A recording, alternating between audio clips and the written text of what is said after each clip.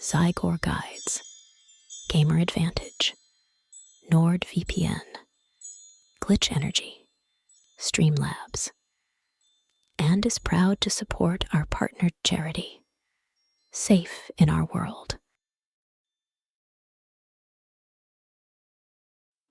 Hey!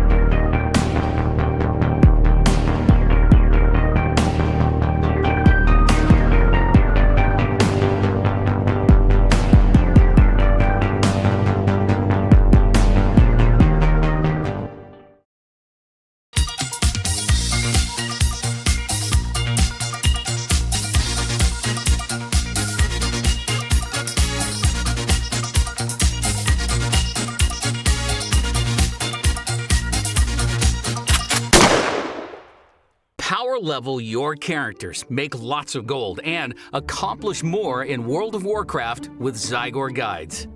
Our guides are unique in that they use a custom guide viewer add-on to display things right inside the game. Every guide is presented in an easy-to-follow, step-by-step format that tells you exactly where to go, who to talk to, which quests to accept, how to complete quest objectives, and more, all in the most efficient manner to get more done in less time.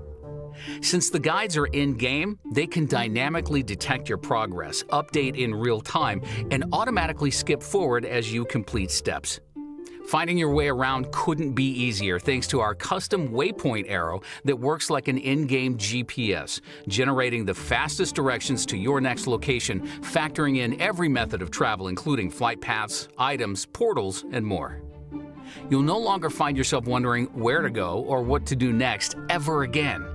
The guides also include numerous additional features to speed things up even more, like auto-accepting and turning in quests, highlighting the best quest rewards, notifying you when you have new gear upgrades, pointing where you need to fly to on your map, auto-selling gray items, and more.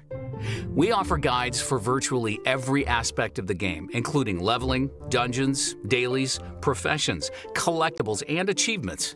Discover all the latest content with our new Featured section, which showcases all the new guides added in every patch and expansion with detailed explanations on how it all works.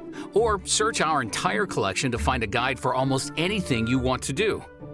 All of our guides have been fully updated for Dragonflight, and new content is being added all the time. Sign up for Zygor Elite and gain instant access to our full suite of guides for both retail and classic WoW for one low monthly fee. As part of Zygor Elite, you'll receive ongoing weekly updates for new patches, future expansions, and seasonal events, as well as general fixes and improvements to make sure all content stays current and well optimized for any changes Blizzard makes. Take your gaming to the next level with Zygor Guides. Who took the bomb?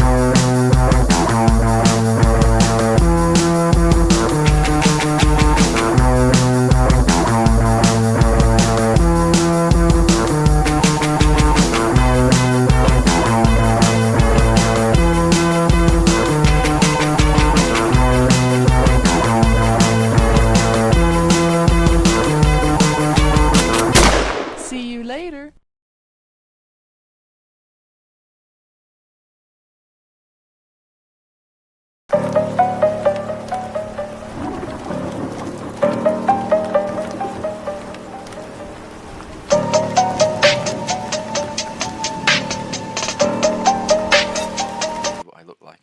on stream.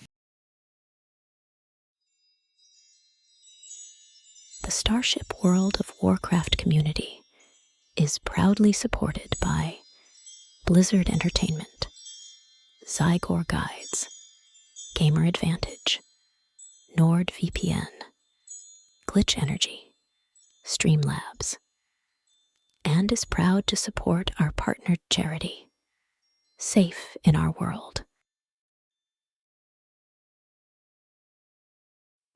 Hey!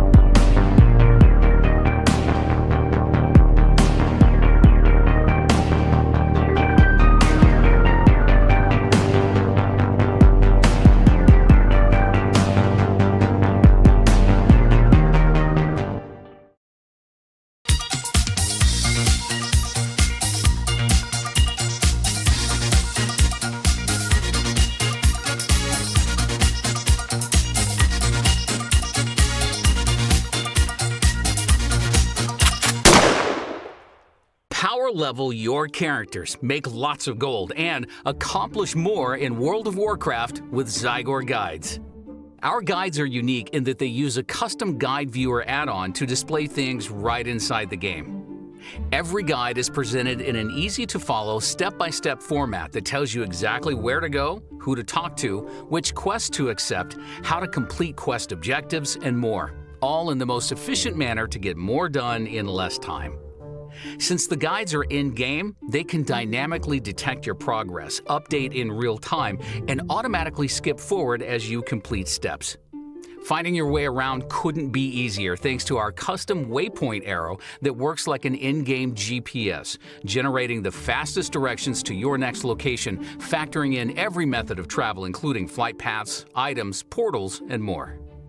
You'll no longer find yourself wondering where to go or what to do next ever again. The guides also include numerous additional features to speed things up even more, like auto-accepting and turning in quests, highlighting the best quest rewards, notifying you when you have new gear upgrades, pointing where you need to fly to on your map, auto-selling gray items, and more. We offer guides for virtually every aspect of the game, including leveling, dungeons, dailies, professions, collectibles, and achievements. Discover all the latest content with our new Featured section, which showcases all the new guides added in every patch and expansion with detailed explanations on how it all works.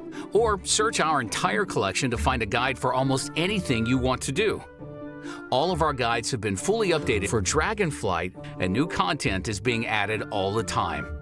Sign up for Zygor Elite and gain instant access to our full suite of guides for both retail and classic WoW for one low monthly fee.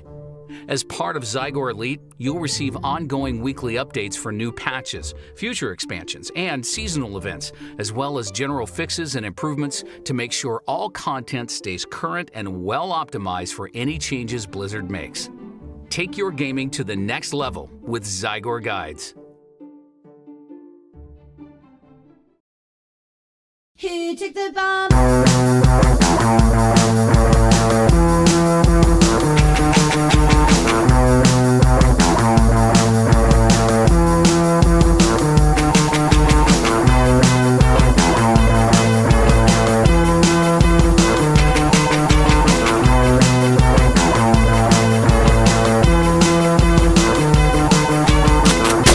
See you later.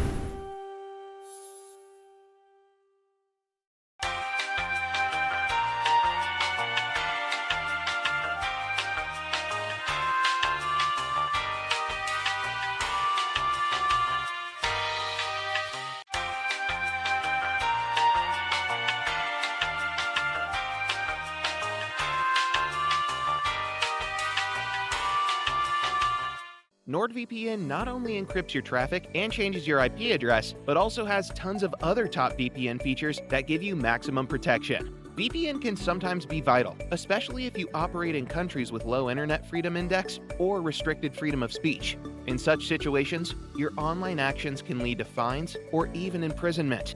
Meet Double VPN. It brings the benefits of enhanced security, complete privacy, and double encryption, making it twice as hard for attackers to decipher your online data. For your everyday needs, a standard VPN connection is more than enough. Browse privately and enjoy secure internet connection at high speeds. But if you're a journalist or an activist advocating freedom of speech, Double VPN is your go-to solution. Finding Double VPN in the NordVPN app is easy. Go to Settings and set VPN protocol. Hello, good evening and welcome to the Legacy 30 Dungeon Dash event brought to you by Starship. This is level 30 speedrunning event that is currently on season 6, believe it or not, where teams of 3 go into 4 dungeons to battle out to see who comes out victorious. So joining me today is a previous champion, and we saw lots of him on the previous tournament. Druid Man, say hello. Howdy everyone, how's it going? It's all good, it's all good. So as a previous entrant into this competition, but not winning on the last stream, what made you jump over to casting? Well, I've always wanted to try casting, and to be honest with you, I think, I don't know. I think, yeah, I just wanted to try get a change of scenery. You know, that's mainly it. I think gets a bit tiring playing over and over. I just wanted a little bit of a break. So maybe next time I'll jump in. But yeah, for now, casting. Winning constantly, and also jumping over to EU as well to perhaps, I don't know, perhaps win more.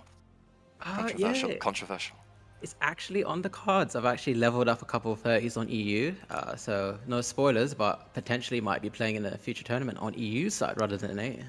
Yeah, people calling you washed in chat, so I don't know. So I don't know what that says.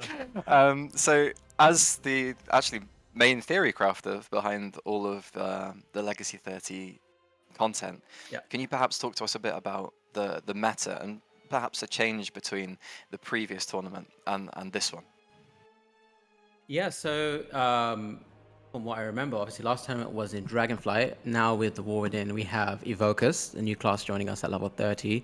For anyone who doesn't know, Devastation Evokers in specific are very overpowered when it comes to dungeons, when it comes to single target, and even the healing. So I suspect the meta will be quite Evoker heavy. This tournament we might see a lot of Evokers, especially on those big AoE pulls. I suspect we'll still see some of the original kind of classes like Brewmaster Monk, which are known as the most overpowered tanks at level 30, just because they have most of their toolkit compared to other tanks, and they have crazy amount of AoE damage and self-healing. Might even still see some Hunters because they're exceptionally good at soloing bosses. You know, they can, as we saw in the last tournament with Time Walking Team, they sent off the Hunter to kind of go to the boss, feign death to reset, and then you can just go ahead and solo the boss as survival. I hope this tournament we might see some rogue gameplay. If anyone who doesn't know, in Legacy 30 there's kind of a meme going on with rogues being notoriously bad, and just to kind of delve deeper into that, rogues are kind of bad for single target damage. Their toolkit is actually quite crazy. They have Vanish, Evasion, Cloak of Shadows, they have 2 grappling hooks, 2 shadow steps at this level I believe, so they can do some crazy things, and they even have Shroud of Encloakment, which allows you to stealth your entire party. So if you actually wanted to do a skip and you didn't have, let's say, your engineering Invis Tinker on your belt that comes from Wrath of the Lich King engineering, or your invisibility potion, you can use the rogue there. Not sure how much play we'll see out of that, but yeah, I mean, hoping to see some rogue. So yeah. Well, talking about what we might see in the tournament, let's have a look at what the teams are looking like. Of course, with this event, you don't have to only bring one character. You can bring multiple, hence why on the team sheet, which we're about to see in a second, we just listed the people's names, but I think we know roughly what they're going to have. If we can have a look here. So these are the 6 teams competing today.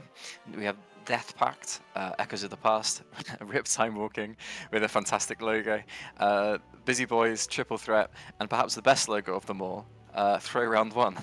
What do you make of all of these teams, Druid? I think I just want to point out Throw Round 1's picture in specific. I mean, what am I even looking at right now? I don't think you want an explanation from them, to be perfectly honest with you. I think it's best left unsaid. I know that there are 2 teams from the Starship community and 4 from the Legacy 30. So let's start with, well, actually, and Time Walking, sorry. I forgot to, so we have 1, 2, and 3 all together. Let's start with the Time Walking community, who won the last event with the same setup as today with Guru, Karana, and Server. What do you think they're going to play, or what do you know they're going to play, and what do you think they bring to the table? So I'm not sure what they're going to play. I'm going to assume they're going to swap classes based on whichever dungeon they're doing at the time. But I do suspect we might see a Brewmaster Monk at least in a few of them. Definitely Hunter, and even Evoker. I'm confident we'll see at least one of those somewhere. Could potentially even see some Warlock or Mage, because they've always been really good at performing in single target AoE. What I've kind of figured out with these events is that, well, from last time when I participated, it's all about the boss damage. So casters are predominantly king of single target damage. So Warlocks, Mage, Evoker, yeah. So we might see some of that there for the boss damage, so you can kill them quicker.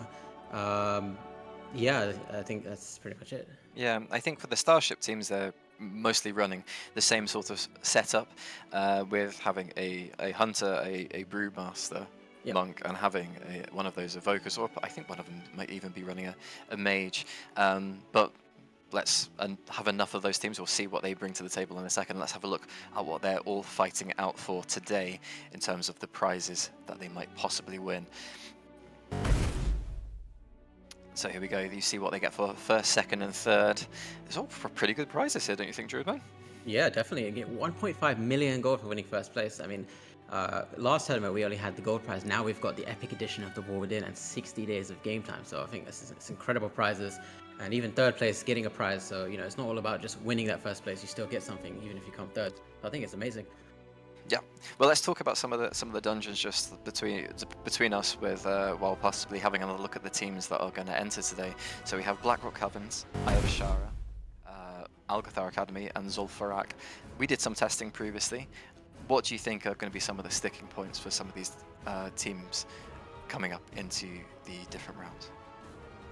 So I really think Blackrock Caverns might see a potential few wipes or potential issues, because there's an actual debuff in there. If you don't have a healer to dispel it, or any sort of class to dispel it, it's a magic debuff. It can actually kill you in like 2 hits. Basically how it works is the more you move, the more damage you take, and I think it's unscaled, so eventually it just one-shots you. And the first boss is quite interesting, so I think for any team that's quite low on single target damage for whatever reason, obviously I don't know what teams are playing, they could potentially wipe there, but Blackrock Caverns also has the ads on the bridge. For those who don't know, there's like some RP where you have to escort this NPC called Raz, and he kind of jumps on a bridge and AoEs all these mobs down. They can actually kill you because they have I think it's a move called Shadow Strike, so if you don't be careful of when you're pulling and how many you're pulling, they could potentially one-shot you too. I think we'll see the most tech though in Zul'Farrak. That's the biggest dungeon, and there's a lot of stuff that can be done there. So yeah, do you, I'm not quite sure if you remember, do we have Doodly coming in to have a bit of a chat with us before they start? Was that sorted out? yeah, definitely. We're gonna bring in Doody Heals from Legacy 30 for a little chat. Is he Doody and I called him Doodly? Oh my No, god. no, Doody Heals. Will he forever be Doodly for me now? While we just get him in, Yeah. what else do you think are some of the maybe items that people should be on the lookout for? I know there's one ring or something with an invisibility ring that people are farming. Yes, so if you go into Chromie Time, for those who don't know, in Warlords of Draenor, in Draenor, Shadowmoon Valley, the Draenor version, not the Outland one, there is a ring you can loot from an open world kind of object, let's call it that. And what this ring is basically main stat, stamina, and I think 10 verse. And the ring has an on use that's a 5-minute cooldown that allows you to vanish. So you basically have a rogue ability. It will drop combat. So definitely have teams potentially using that. Some other items I want to highlight that we might see today. There's an item called Silent Fang.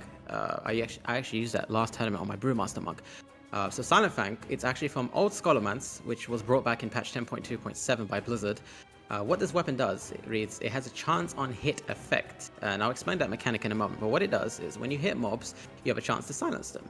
Now, what's interesting about this item is that it doesn't have a diminishing return. And what's interesting about this chance on hit mechanic is that it's basically, it can be manipulated by specifically warriors and monks who do spinning crane kick and whirlwind due to the fact they have multiple hits on those two abilities. And what you might end up seeing in something like Zul'Farrak, I don't know obviously if teams are going to do this, but you might potentially see like a pool of like 200 mobs, let's say, for example, and then you just have a Brewmaster Monk completely silencing them for 100% debuff uptime, which is absolutely crazy because you nullify like most of the mob mechanics. Like in Zul'Farrak specifically, you can get polymorphs, you can get hex, and that could be basically a wipe if, you know, it all goes wrong. So, yeah. Okay, fantastic stuff. Can you remember what happened last time with you? What do you think were the main, maybe not gameplay things, but how did you feel? Like, because once again, this is a competitive event, which is this time is time limited, so teams have half an hour in each one of the dungeons. Do you think that having a setup like that when you're under pressure played an impact, or had an impact on you as you were running through? There was definitely a little bit of nerves, especially in this format, you know, live streaming in front of people. But I think, honestly, losing was a good thing for me personally, because I learned a lot. I think when you lose, you kind of look at like, okay, what could I have done better? But if you win, you're just like, okay, I've won, like do the same thing next time. Yeah, I learned a lot about like kind of utilizing, specifically in these dungeons, you can item swap out of combat, which you cannot do in Mythic Plus for those who don't know. So like looking into in the future potentially like item swapping, like, okay, look, I've done this boss now, I don't need this trinket, I don't need that weapon, I can kind of swap in and out of that. So yeah, that's it. Okay, so we're about to drag in Doodly or Doody, Doody, as he should yeah. be called. Just a message for production, you might want to, if it's going to change around the screens, you might want to move away from this one to any other screen as I drag him in now, and we can have a quick chat with Doody. Hello, Doody, how are you? Hey, good. How are you guys? Perfect, bad, we're very not good, bad. thank you very much. So tell us a bit about the Legacy 30 community, how you started and how it's going. Sure. So it was originally just a group of a bunch of friends who just wanted to do classic content. And over time, one of them found me. Numbers kind of grew. We started inviting more people, and it eventually turned into what it is today. Obviously, we all worked together as a big team, and it was just a big team effort. It was really nice. Although it's a team effort, I believe you have a podcast now. Yeah, so I'm trying to. I'm not in any leadership role of any sort, but it's kind of my way of still, I guess, being, involved to some degree. Get to know people, give them an avenue to be found. Oh, what's your podcast called, and where can people find it? Sure. So my podcast name is Totemcast. I'm on YouTube and trying to do Spotify as well. Yeah, I'm hoping it goes somewhere. Okay. Oh, and what did you make of Druid Man's performance last time? Is he going to be a good caster? Absolutely. All jokes aside, man, Druid Man, you do absolutely awesome with everything. It's from the theory crafting to even this. Like, you're wonderful, man. Truly awesome. Thank you, Doody. It's the lovely innocence of NA, and you come to EU, and it's all different. I heard about the keyboard. Any questions you want to ask Druid? Ask Dude. Yeah. What should we be expecting from your team today? Obviously, don't give out your strategies that you're not comfortable with. But is there anything that you want to highlight that we should look out for? All right. For strategy, there's not going to be too much. We had known about this tournament for a while. We never really practiced too much. Schedules, differences and such. Eventually, being the last week, we tried to get some practice in. Ultimately, whether we come in first or last, we all came to the agreement. We're just here to hang out with each other. I miss these guys. I missed them during the break, and I want to see them again. Oh, this is so wholesome. This is not EU at all. Well, we'll see what happens. Once again, today we have a split between EU and NA. What's your prediction for first, second, and third, Doody? EU is a different level, man. I don't know if it's something in the water over there, but you guys are like next level. Okay, is there anything else that you would like to tell us about or to talk about before we let you go and get back to preparing? Nope. Last thing is, if we come in first place, I will change my name to Doodly. Absolutely. I love it. I love it. Oh, man. Fixed. Yeah, you have to win now. We can't let anyone else win. Okay, we'll let you get back to your team. Thank you very much for joining us, and we'll slowly finish up and let everyone get started. So good luck with the event, and I hope you come first. Awesome. Thanks for your time, guys. All right, see you, Doodly. Okay. See you, Doodly. Okay, we're gonna have a final chat. I would ask the teams to keep an eye on the special channel we have on the Starship Discord, as we'll let them know when to start their runs. That's the DDS2 Lobby Dungeon Dash Season 2 Lobby channel. If they can keep their eyes on that, and we'll let them know when they can start their runs, so we have a nice, fair and even start. Before we get on, we've probably got a couple more minutes left here. Druid, 1 or 2 minutes. Anything to squeeze in that you can think might be a game changer for some of these teams, or maybe you can see on the screens there that we can see any interesting setups. I can just barely see that on the screen. I do see a rogue, I believe, and a double hunter. So honestly, I think there's going to be a few surprises. One thing I've learned from last tournament, expect the unexpected, honestly. Things sometimes don't go according to plan. But I think, especially for this dungeon, it's going to be a lot of brute force. I don't even think some of the teams might be playing a healer, so because some of the hybrid classes, depending on what you have, they can off you just fine. Like one, I don't know, let's say you're playing a boomkin, one regrowth, and you can top off your tank just because of how the scaling works at level 30. So, were there any actually changes to the scaling that you can think of that we should be mentioned before we get started? Do you mean in terms of going into the war within from Dragonflight, just to clarify? Yeah. Yeah, so obviously this is off the top of my head, and it does differ depending on the dungeon and the expansion. But there was a health increase on the mobs. One thing I should actually highlight, last expansion, a lot of the best in slot gear that we use as level 30 players was the PvP vendor gear. And for those who don't know, that gear gave a ridiculous amount of versatility. And obviously verse is quite good for these dungeons, because, you know, if you're doing mass pulling and so on. But now our verse is quite low. So I think we are significantly weaker compared to Dragonflight in a dungeon context. Because I know some classes are like really broken, like for bosses and stuff. But I do think... Yeah, some teams might get overconfident and pull a bit too much and potentially die. Maybe we'll have to see how that plays out. On the topic of pulling and dying, I can see that our teams have started making their way across the bridge in Blackrock Caverns. So let's have a look at how they're going to be going as we have some of the moves getting spammed out. If we can switch over now and have a look at what they're doing. We have a lovely screen here. So we've got Time Walking in the top left, who are the perhaps returning champions for sure, and potential favourites for this one. Triple Threat going for the spin to the win at the bottom. Busy Boys and Throw Round 1 just entering now, I believe. So we have more of an action at the bottom half than top half of the screen. Anything you can see here at the minute, we see one Evoker as the boss already goes down by a Triple Threat. Anything interesting you can see so far? So the bottom right team, Triple Threat, they've actually already killed the boss. That's quite crazy. And correct me if I'm wrong, Ko, they are playing... does that look like a Windwalker Monk, Evoker, and a Paladin?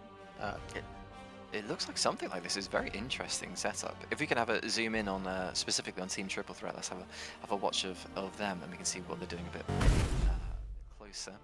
And I think you're right. It looks like a Windwalker, it looks like a Ret, and it looks like an Evoker.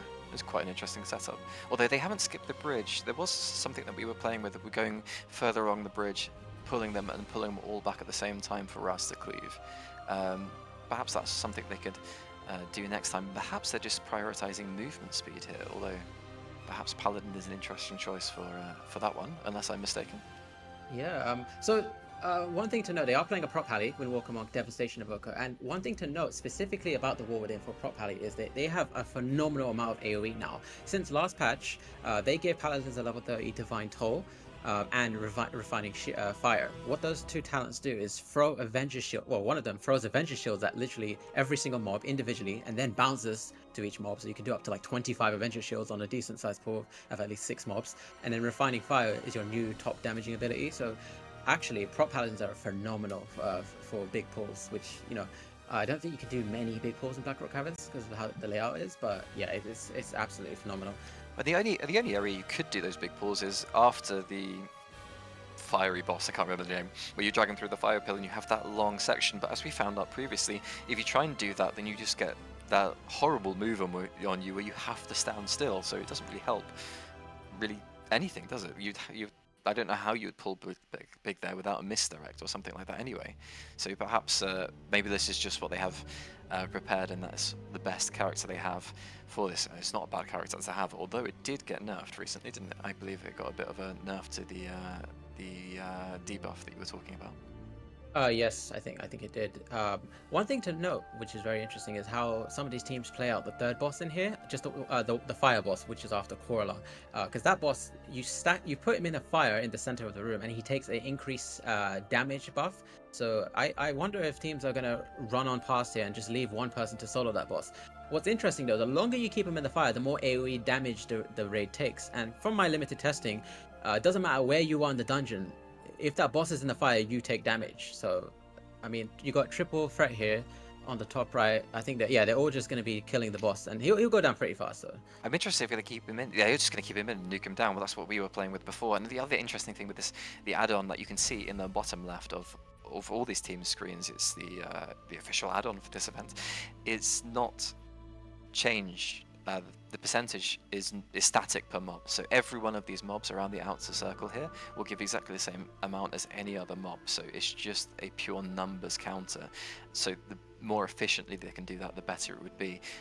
So far they're just going around doing the boss and then cleaning up around the outside, which might be something that they change later on. Perhaps they just want to get a time and then move on. Would that be the strategy that you drew? Just get a time on the board and then perhaps up the risk later on?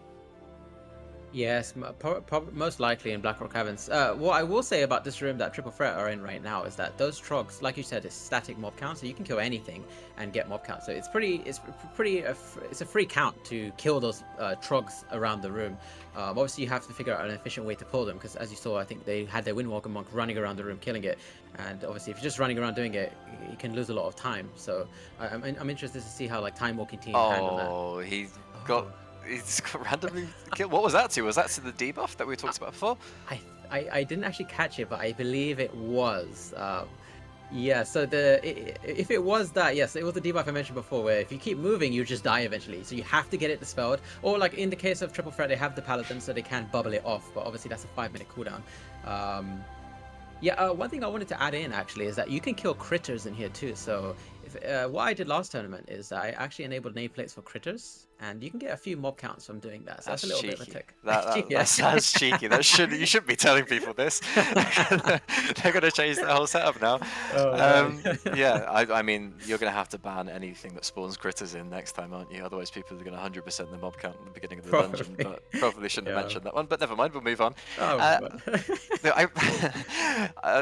The good thing for these teams in Blackrock Caverns is probably was one of the first dungeons where there's an easy way to skip back, right? Because it has the portal at the beginning in which you can get back to that boss. So they died at a relatively convenient time. There's no death punishment in this tournament other than the fact that you've died and it takes some time. So that's perhaps an interesting tech that's going to get used a bit later on, as we see now a mix of the different teams here with time walking. Top left, I believe they're soloing that boss. No, I think they have the rogue and the hunter there, and I think it was the rogue. Yeah, it looks like it because his nameplate was highlighted. It looks like he's close. Oh no, I think he's soloing actually. The rogue is soloing third boss. Actually. That's Outlaw. Look at his gun. Yeah, that's definitely Outlaw. There we go. Oh my Dig God. for the memes. I mean, I don't know if you caught it, but did he have a pair? Because the boss was in the fire. So who was tanking the boss in the fire? That's I didn't actually. Could he just evasion tank it? Well, no, I think he was pistol shotting from range. That's why I assumed there was another player there, because the boss was in the center. So I'm just gonna assume there was someone there, or he was using an on-use trinket that summons a pet that could taunt. I didn't actually quite catch it because the fire is not easy to see through it. One thing I will say though, deaths are not too punishing in this dungeon, because like you said before, when you die, you just go on the left of you. There's a portal right there, and it will take you to the checkpoint of where you last killed the boss. So it's not that bad. Unlike something like Zul'Farrak later, which we'll see if you wipe, it's pretty much game over. Oh, look at this. He's sapped one of them and he's stunned the other, and now he's pulled them away. It's just to take the boss at once without any of the other ads. He's going to get him down quite nicely. Look at this. Yeah, look how quickly he's going down.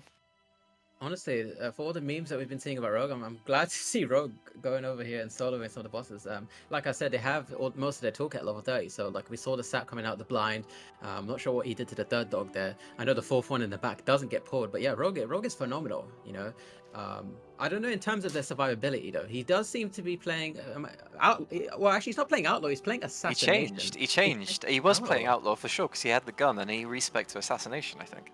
Yeah, I think he did actually. Yes, he did, because he was pistol shotting on that third boss there, so he did swap specs. For those who don't know, Assassination has the best single target damage. I think Outlaw might be maybe on par a bit on AoE, but they finished. Time Walking has finished. They didn't pull any of that trash. That's really interesting. They didn't have to do any of that trash. He shows a bit of the spec, which I'm sure will get theory crafted a bit later on the Legacy 30 Discord if they manage to win this one, but especially if they win it by a landslide. But that's a really interesting run as he's going to get himself killed out of the dungeon there and reset and go again. I think let's stay with Time Walking. I'm interested to see if they go again quickly, if we can see how they're doing what they're doing, as we have another 20 minutes or so before the timer's run up. It's going to be at 7, do the maths for me, we started at 7:16 I believe, so 7:46. There we go, got there in the end, right? Yes. Oh my god, I'm a sandwich short of a picnic today, that's for sure. Right, it's going to take a while starting, and I don't know, maybe we should move over to someone else while we wait yeah, to we can up. go to one of the teams that are playing right now. Oh, so we got Death Pact here. And, what are Death Pact playing? It looks like they're playing Windwalker Monk, Devastation Evoker. Is that an Elemental Shaman? I'm looking at It does look like an Eddie Shaman, yeah. I'm just guessing from the details. Oh no, that's the total. So no, the two-manning it. What's going on here? I only see two. Well, whatever they're doing, they're dead. So maybe it's not the best time. We've given them the caster's curse for this one. Hello to everyone in chat. I hope you're enjoying yourself on this evening. Hopefully it's going to be full of interesting and rather unique different runs. All 162 of you. Hope you're having a fantastic time and enjoying Druidman's first cast. As we move back over to a different team, Busy Boys here as they make their way down into the depths here. What are they running? I think they're running a Hunter, a Mage, and I believe that's a Brewmaster.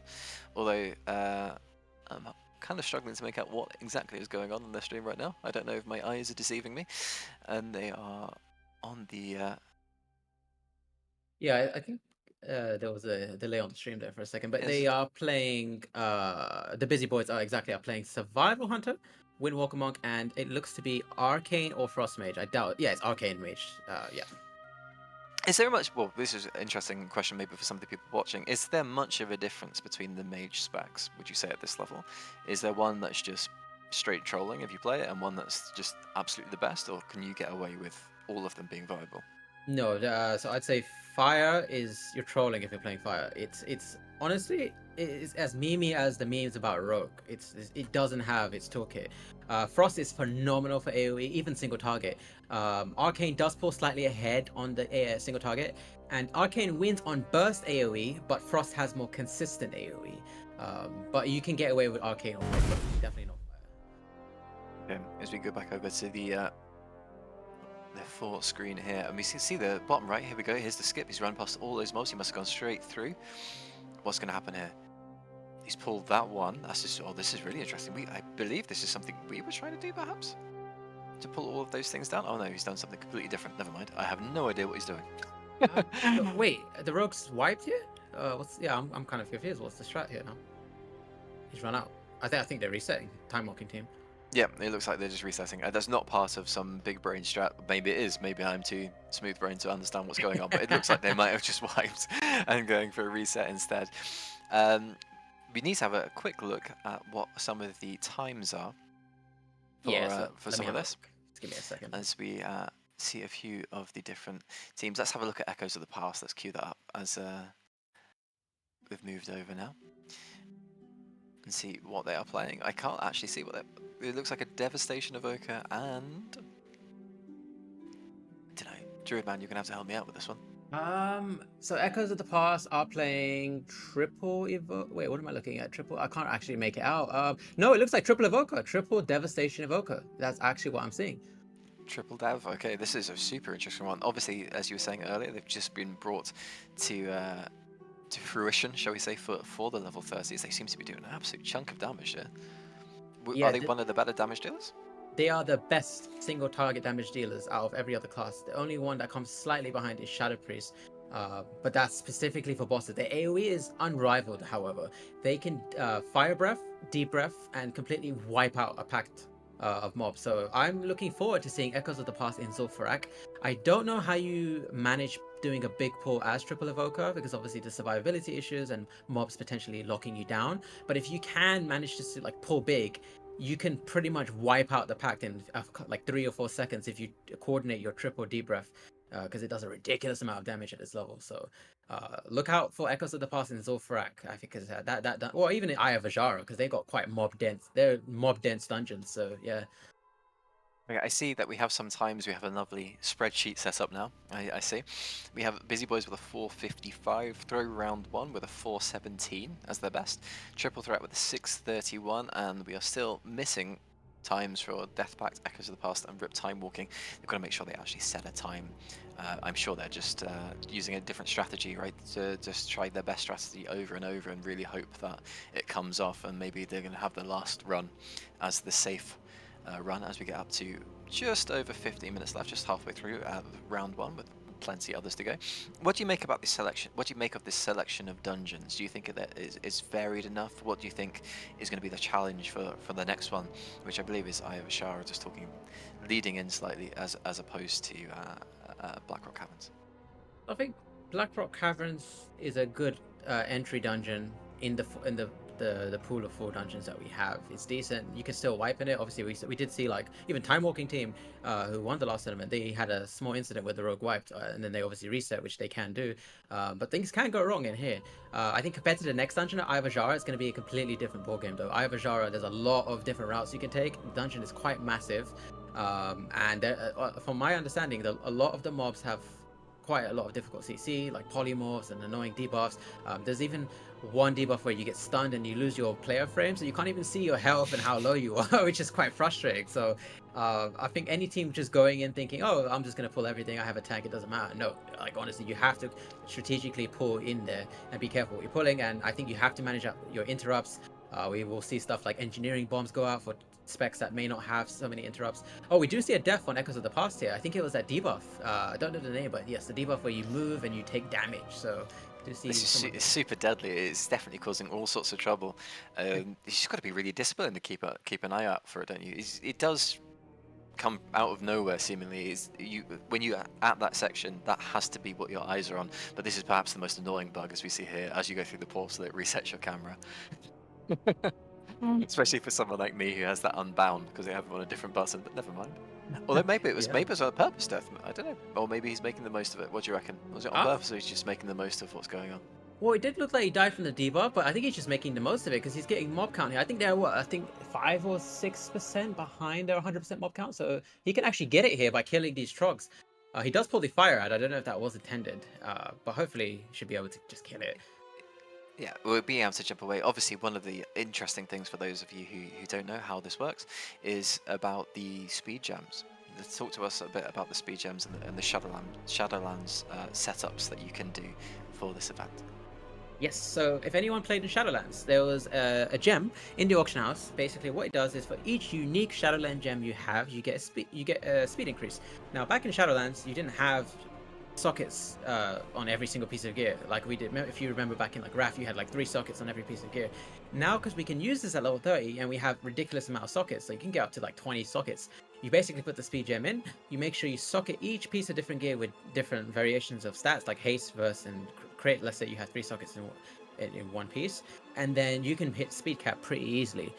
You only need about 6, maybe 7 or 8 sockets to have the speed gem tech working, and then you'll get your speed cap of 49%. After 49% is wasted. However, there is another gem that comes from Shadowlands that for each unique Shadowland gem you have, you heal for 150, I believe it is. So you can actually get a passive heal that heals you for up, let's say up to 2k. It can go upwards to 3k if you really min-max it, but it will heal you for basically half or 80% of your HP depending on your class every 10 seconds passively. The only downside is you cannot control when the heal is going to happen, and a lot of the times it's going to heal when you don't need it.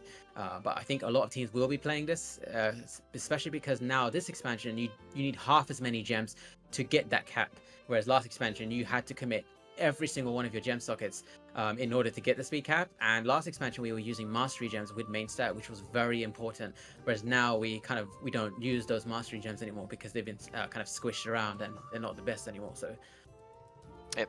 Can we ask to move over to time walking again? I want to see a full run from them. We don't have a time from them yet. They're just waiting, transitioning into the next run, but I'm interested to see how they set up specifically and what they do, because we don't have that much time left and we don't have an actual time from them so far, I believe. yes, But we don't actually. We'll find out exactly what they're up to and what they're doing. Although they are currently sending me messages in Discord, so maybe that's not the best one, the best one to go to just yet. Let me sort something out. We'll have a look at some of the other teams as soon as they get started. We'll bring that to you on one of their runs. What do you think so far then about some of the times? Do you think that some of these times should be quicker? Do you think they're more or less what you expected? Are the teams who are at the top the ones that you expected to be, or how are you feeling about it? Some of these teams at times they're getting it was like as I expected. I do see two teams. Oh no, that's actually just one team. But I think, yeah, two teams are actually like slightly close. I see a 4-minute 10 here, and then I see a 4-minute 50. We will have to obviously go and confirm that. But yeah, I'm still waiting for time walking team to post, because I do think they can get under 3 minutes. That's honestly my predictions, but obviously we won't know until we see it. Yeah. Well, under 3 minutes would be one hell of a run, especially if we've got some 4-minute 10s already. Let me know what you think then. If you're in chat, if you're watching some of this, who are you supporting? What do you think is going to happen? Who do you think is going to win? And do you have any of your favorite people in the world on the stream that you are cheering on? That isn't true, obviously, because he's not competing, but he might be your favorite person in the world. Who knows? Okay, you might be too. I don't know. They're all here for Matty. They're not here for me. Look at throw round one, queuing up our next run. As we still got another 11 minutes left, if my maths isn't failing me, to get into rip time walking. Can we skip to them? Can we look at the time walking? If we can zoom in on the time walking, but I do want to hyper-analyze everything they're doing, if that's okay. Yeah. So. We do see the rogue here. He is. Are they in the first boss area? Yeah, this is the first boss area, I believe. Okay. So, okay, it looks like the rogue has aggro and everything. I'm not sure if this was a hunter pulling everything and then misdirecting, and then this was just. Yeah, you could see the misdirect go above his head. So they relied on, I guess, cloak evasion to manage that, unless he was just kiting it and he knew full well he wouldn't die. But you do see the rogue here sprinting over the bridge and then utilizing that double grappling hook to bypass the ads on the bridge, which saves a bunch of time because the RP is completely time lost there. So if you can find a way to get through like the rogue did, look, and then he's jumping off the bridge here. So, you know what? Rogue is just really freaking good for this dungeon. Rogue is just overpowered. That's all we can say. It's going to go from bottom of every tier list to the top in the space of about 3 minutes, probably, as you're saying. The memes of Rogue have officially died, man. But no, he might actually die here. He doesn't have evasion or cloak. Oh no, he dies. He didn't have any resets, I think, because he used it on the first pull, if I'm not mistaken. So, that was tragic. It looks like they're going to go back out again. I wonder if they've got a different setup that they're going to bust out here for the next one. They're all posting their times slowly but surely. We're getting more times coming in. We throw round one now with a 4:10, slicing off 29 seconds in total from their first time, and triple threat is 6 minutes. That's down from a 6:31. So we're still more or less in the same position we were previously. We need time walking and we need a death pack time. And other than that, we're going to have times for everyone. But we are currently 9 minutes until the end. And this is a hard cutoff. If you do not manage to get the time, then, well, by the time the time runs out, you don't get to finish the dungeon. All tankless comps, yes. Actually, half of them probably are tankless. I think the other half do have them. Most of them running Broom Master, I believe. What do you think? No, there is one team using a prop pally. Yes, of course. But I don't think we have any brewmasters in this tournament. Correct me if I'm wrong, but I didn't actually catch any of that because the mobs die too quick for a tank to be justified. Unless the tank's only really good when you are pulling a big pull and it's necessary to kind of take that like multiple hits. But you know, as you saw, like for a time walking team, they pulled that first pack with the misdirect. They died so quick that it doesn't matter. But I do want to ask you, what do you think happened with the rogue? Like he managed to do that amazing skip and then he died. Like I don't know if he was relying on vanish or the vanish ring that came Well, from the it might. item. I might be wrong, but I don't know if it's a case of you have to kill. I don't know if he was waiting for Raz, because I think you have to do the first bridge with Raz for him to spawn onto the second. Perhaps that might be what it is, and he was waiting for the team up top to kill everything and the boss to spawn Raz, but maybe they just didn't do it in time.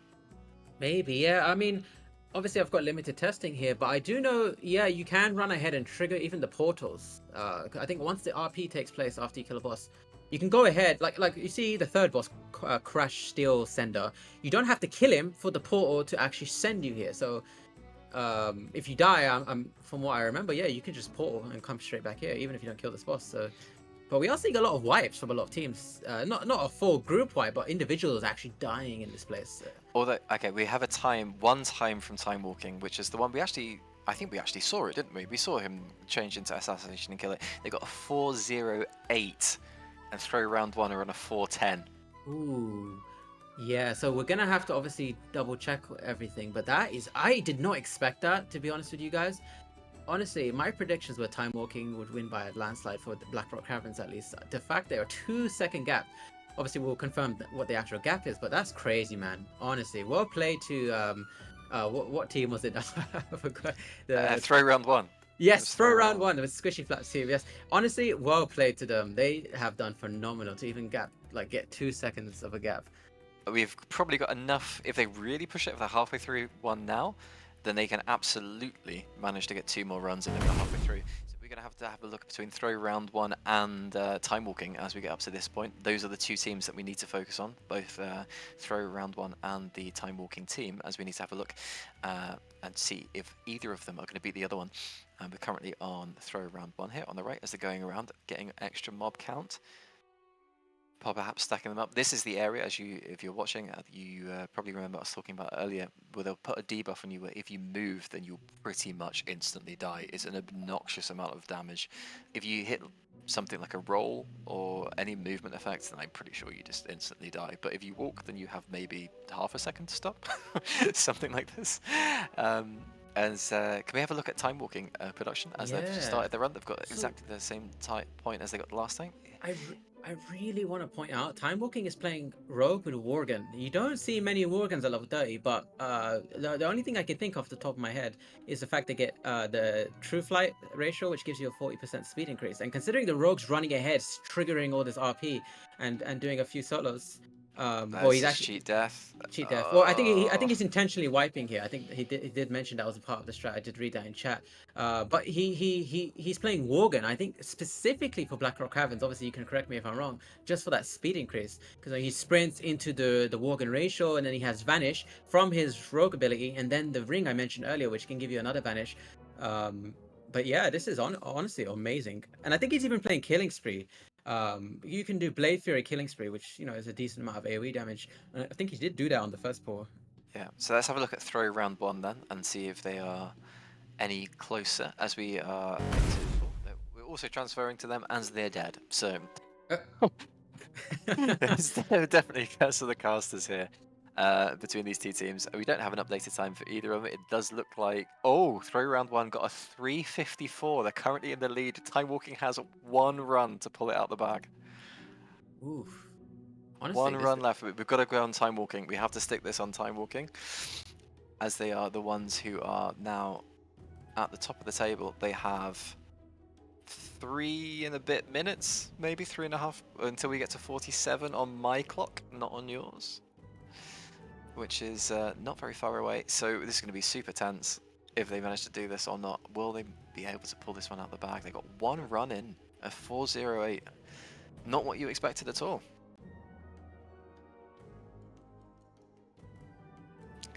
maybe they're going to enter in soon, and we'll get something from them. I can see that Death Pact have completely stopped.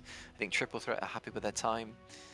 Throw round 1 seem to be pretty happy with their time. I think they might just be watching the stream and crossing their fingers. We'll skip over to a different team for now. We skip over to Busy Boys.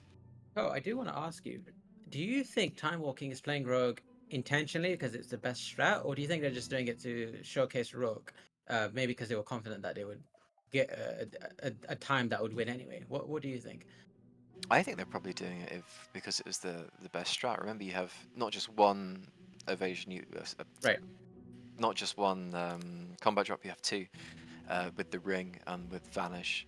You have double grapple, which is going to be the fastest. You have dark flight, which is also going to add the thing. You have the sprint. You have the Shadowlands gems. I think they're playing it for the toolkit. And if you can then change to assassination, you're not really missing much damage, are you? Like, maybe you could get there fast. Maybe you could kill it faster with a survival hunter or something like this. But then, would you really get there as fast as a Worgen Rogue? What do you reckon? I think, you know what, thinking about it, Rogue would be the fastest. So no, yeah, you know what, counter to my earlier question, no, Rogue would be the best for this specific strat. Interesting. Yeah, because it's like we were saying last time in the previous tournament, where the focus, everyone was thinking, I'm just going to grab all the mobs and AoE them down, but then everything would be dead and you're just left with the boss anyway, and it's like, well, you have no single target damage, so now what? You have to look at, I think in the speedrunning tournament realm of things like this, you have to look at it holistically. You have to look at the movement through the dungeon, plus the damage, plus the types of damage, plus any skips, and I think they've done that perfectly as a setup, but maybe the execution just dropped off a tad, as it looks like we've got to the last 2 or so minutes. Echoes of the past, my goodness, they were on a 7:09 and let's put in a 5:13. Oh, it's a big time difference. So they've obviously changed something. I wonder what it is. There's a huge jump so far going into the last couple of minutes. Throw round 1 are the top, who have ironically not thrown round 1, 354. Then next up, second place at the minute is Rip Time Walking at 408, and then Busy Boys with a 455. Pardon me. This is well, Busy Boys on with their last run. I can't quite see the time, but perhaps even they can make up a crazy amount of time, but I'm not too sure the odds are in their favor. See, the good thing about this dungeon format that we're doing this tournament round is that you have a 30-minute time slot. So obviously anyone who's done tournaments or anything of the sort, you know things can go wrong. You can plan perfectly in practice and on the day, oh no, something went wrong.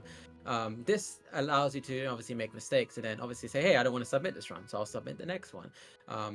What's interesting too is that because the other teams can watch the stream and see what other teams are doing, I'm wondering if anyone's adapting their strat on the fly, thinking, oh no, why didn't we think of that? And like, as we saw with one of the teams, they significantly reduced their time, was it by almost 2 minutes? So I'm wondering actually what their train of thought there was, like what changed? Because, you know, like there might be a few seconds gap, you got a crit here, you didn't crit there, or that trinket didn't proc, or whatever it was, but you know, a gap of 2 minutes is like a strategy change. But we do have a wipe on the Busy Boys, too. Unfortunately, we've got to the end anyway. That brings it to 7:47. That's exactly the half an hour that we're talking about. It looks like most people have finished up their runs now anyway. It looks like Busy Boys aren't going to make it across the line to reduce any of their time. So, end of round 1, that's Blackrock Caverns. A bit of a surprise in terms of who won from your point of view? Or do you think that actually all things came out on the wash?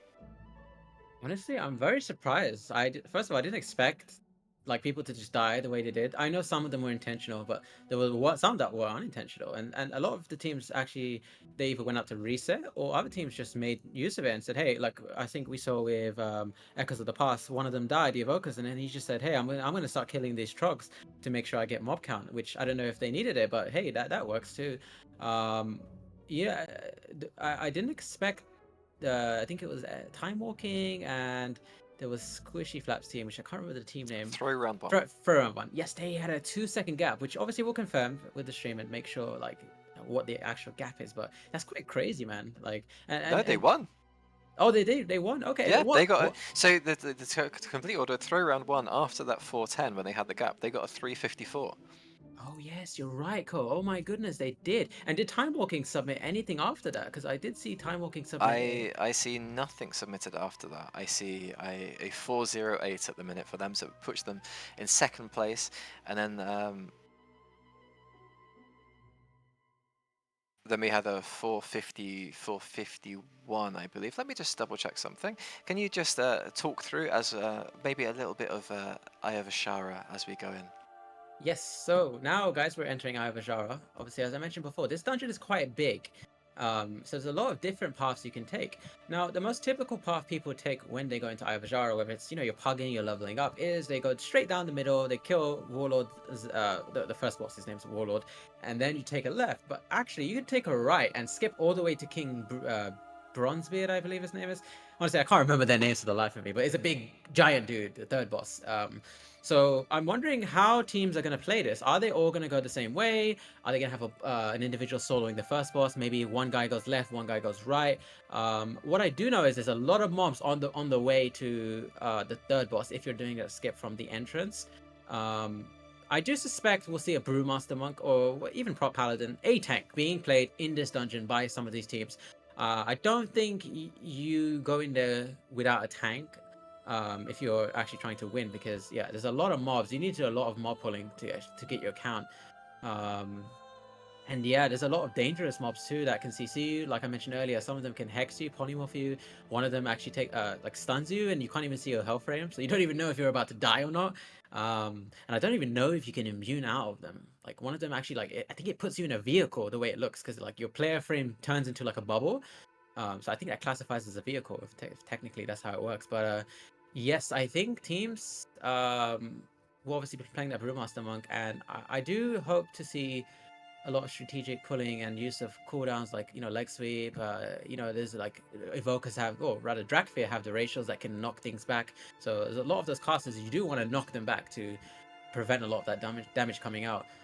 Well, it depends, obviously. If you're comfortable with your Brewmaster Monk taking a ridiculous amount of damage from, like, let's say you pull 50 or 100 mobs, then cool. But yeah, and on top of that, if we do see the Brewmaster Monk coming out, I do suspect we will see Silent Fang being played here. Now, I do want to highlight something to the stream. I mentioned a mechanic earlier, chance on hit. Now, it's a very unique mechanic that excels exceptionally well on Warrior or Monk.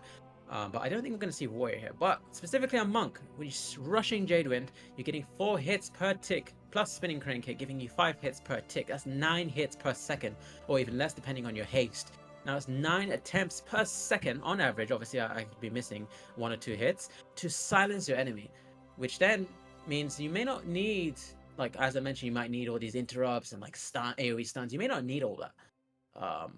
But another side note, there's another weapon called Thunder Fury. Did somebody say Thunder Fury? Bless Windseeker. But no, that weapon also has chance on hit, and it does 54 damage on hit. Now, let's say you're hitting 9 times per second on average, could be 8 or 10, and you're doing 54 damage. Thunder Fury can account for 40 or 50% of your main hand weapon damage when you're spamming AoE on an AoE pull. It's not that good on single target. So I'm curious how Time Walking is playing this, because I do know they have that Thunder Fury. I do know they have that Brewmaster Monk. I'm curious, are they going to be doing that? I know other teams might be playing Prop Paladin here. I know the Triple Evoker team might be continuing with that. But yeah, I'm just super curious how this works out. I do have a point of contention to raise with you, in that we will need to go back and check the VODs for something, because we need to, as we said, we need to be as fair as possible with all of this, and we said they have exactly half an hour. As I call time, which might not be to the second, right, because I'm looking at the clock I have here. As I call time walking got 3:44. Oh, that's interesting. Okay. So what we'll do, just for the sanity of all teams here, is keep going. We'll go back, we'll check the VODs, we'll make sure it's as fair as possible to the second. Okay? So yeah, as we said for the previous events, it's a strict time limit. So like let's get on with the event and move on from there. So we move into Eye of Azshara. We saw some people logging over to different characters. So are you expecting lots of people to do that? Do you think many people have a set of different characters? Yes, I do think a lot of these teams will have a lot of different characters, at least 2 or 3. I don't know if they have like more than that, but I do suspect we'll see some comp changes here. I don't think we'll see Rogue in this one. I'll be very surprised if we do. Honestly, I think with this dungeon, it's Evoker heavy, Brewmaster Monk heavy. That's my prediction. I could be wrong. Could see a Hunter, because Hunters are always phenomenal for going off and soloing things. But yeah, honestly, and also to note, you can use Gunshoes in here, which I actually want to note that means, you know, like you have to factor in, okay, this dungeon is quite big. Should I play a class that's slow, fast? Okay, if, like for example, like Death Knight is the slowest class at level 30, and I think even at max level, you wouldn't want to play that there, even if it had a lot of AoE damage. So, like, what class do you take here? And you know, when you factor in, like, okay, I need to get to this boss in this amount of time, you can mount here too, which you know is allowed, gun boot. So yeah, I mean, I don't know. I'm just curious how it all works out. I don't think we'll see something like a Warlock, but yeah, look, we do see from Echoes of the Past Fate Saber playing the Brewmaster Monk, and he has the Thunder Fury equipped, which I am quite jealous because I've been trying for a year and a half non-stop to get my last binding, and it hasn't dropped. But yes, as I mentioned earlier, the Silent Fang versus Thunder Fury comparison, Echoes of the Past are going to go ahead and just use the Thunder Fury, so they're going to have a ridiculous amount of AoE damage. So I'm curious to watch closely with them and see what they do, because I think they're playing double Evoker and the Monk, so they're going to be able to pull everything, and that's going to get rid of the problem I mentioned I think at the beginning, where it's like, okay, you're playing triple Evoker, but you can't necessarily do big pulls, like you're going to die. Doesn't matter how much healing you have, eventually the mobs will just, you know, it will kill you in like 2 seconds before you can have a chance to heal.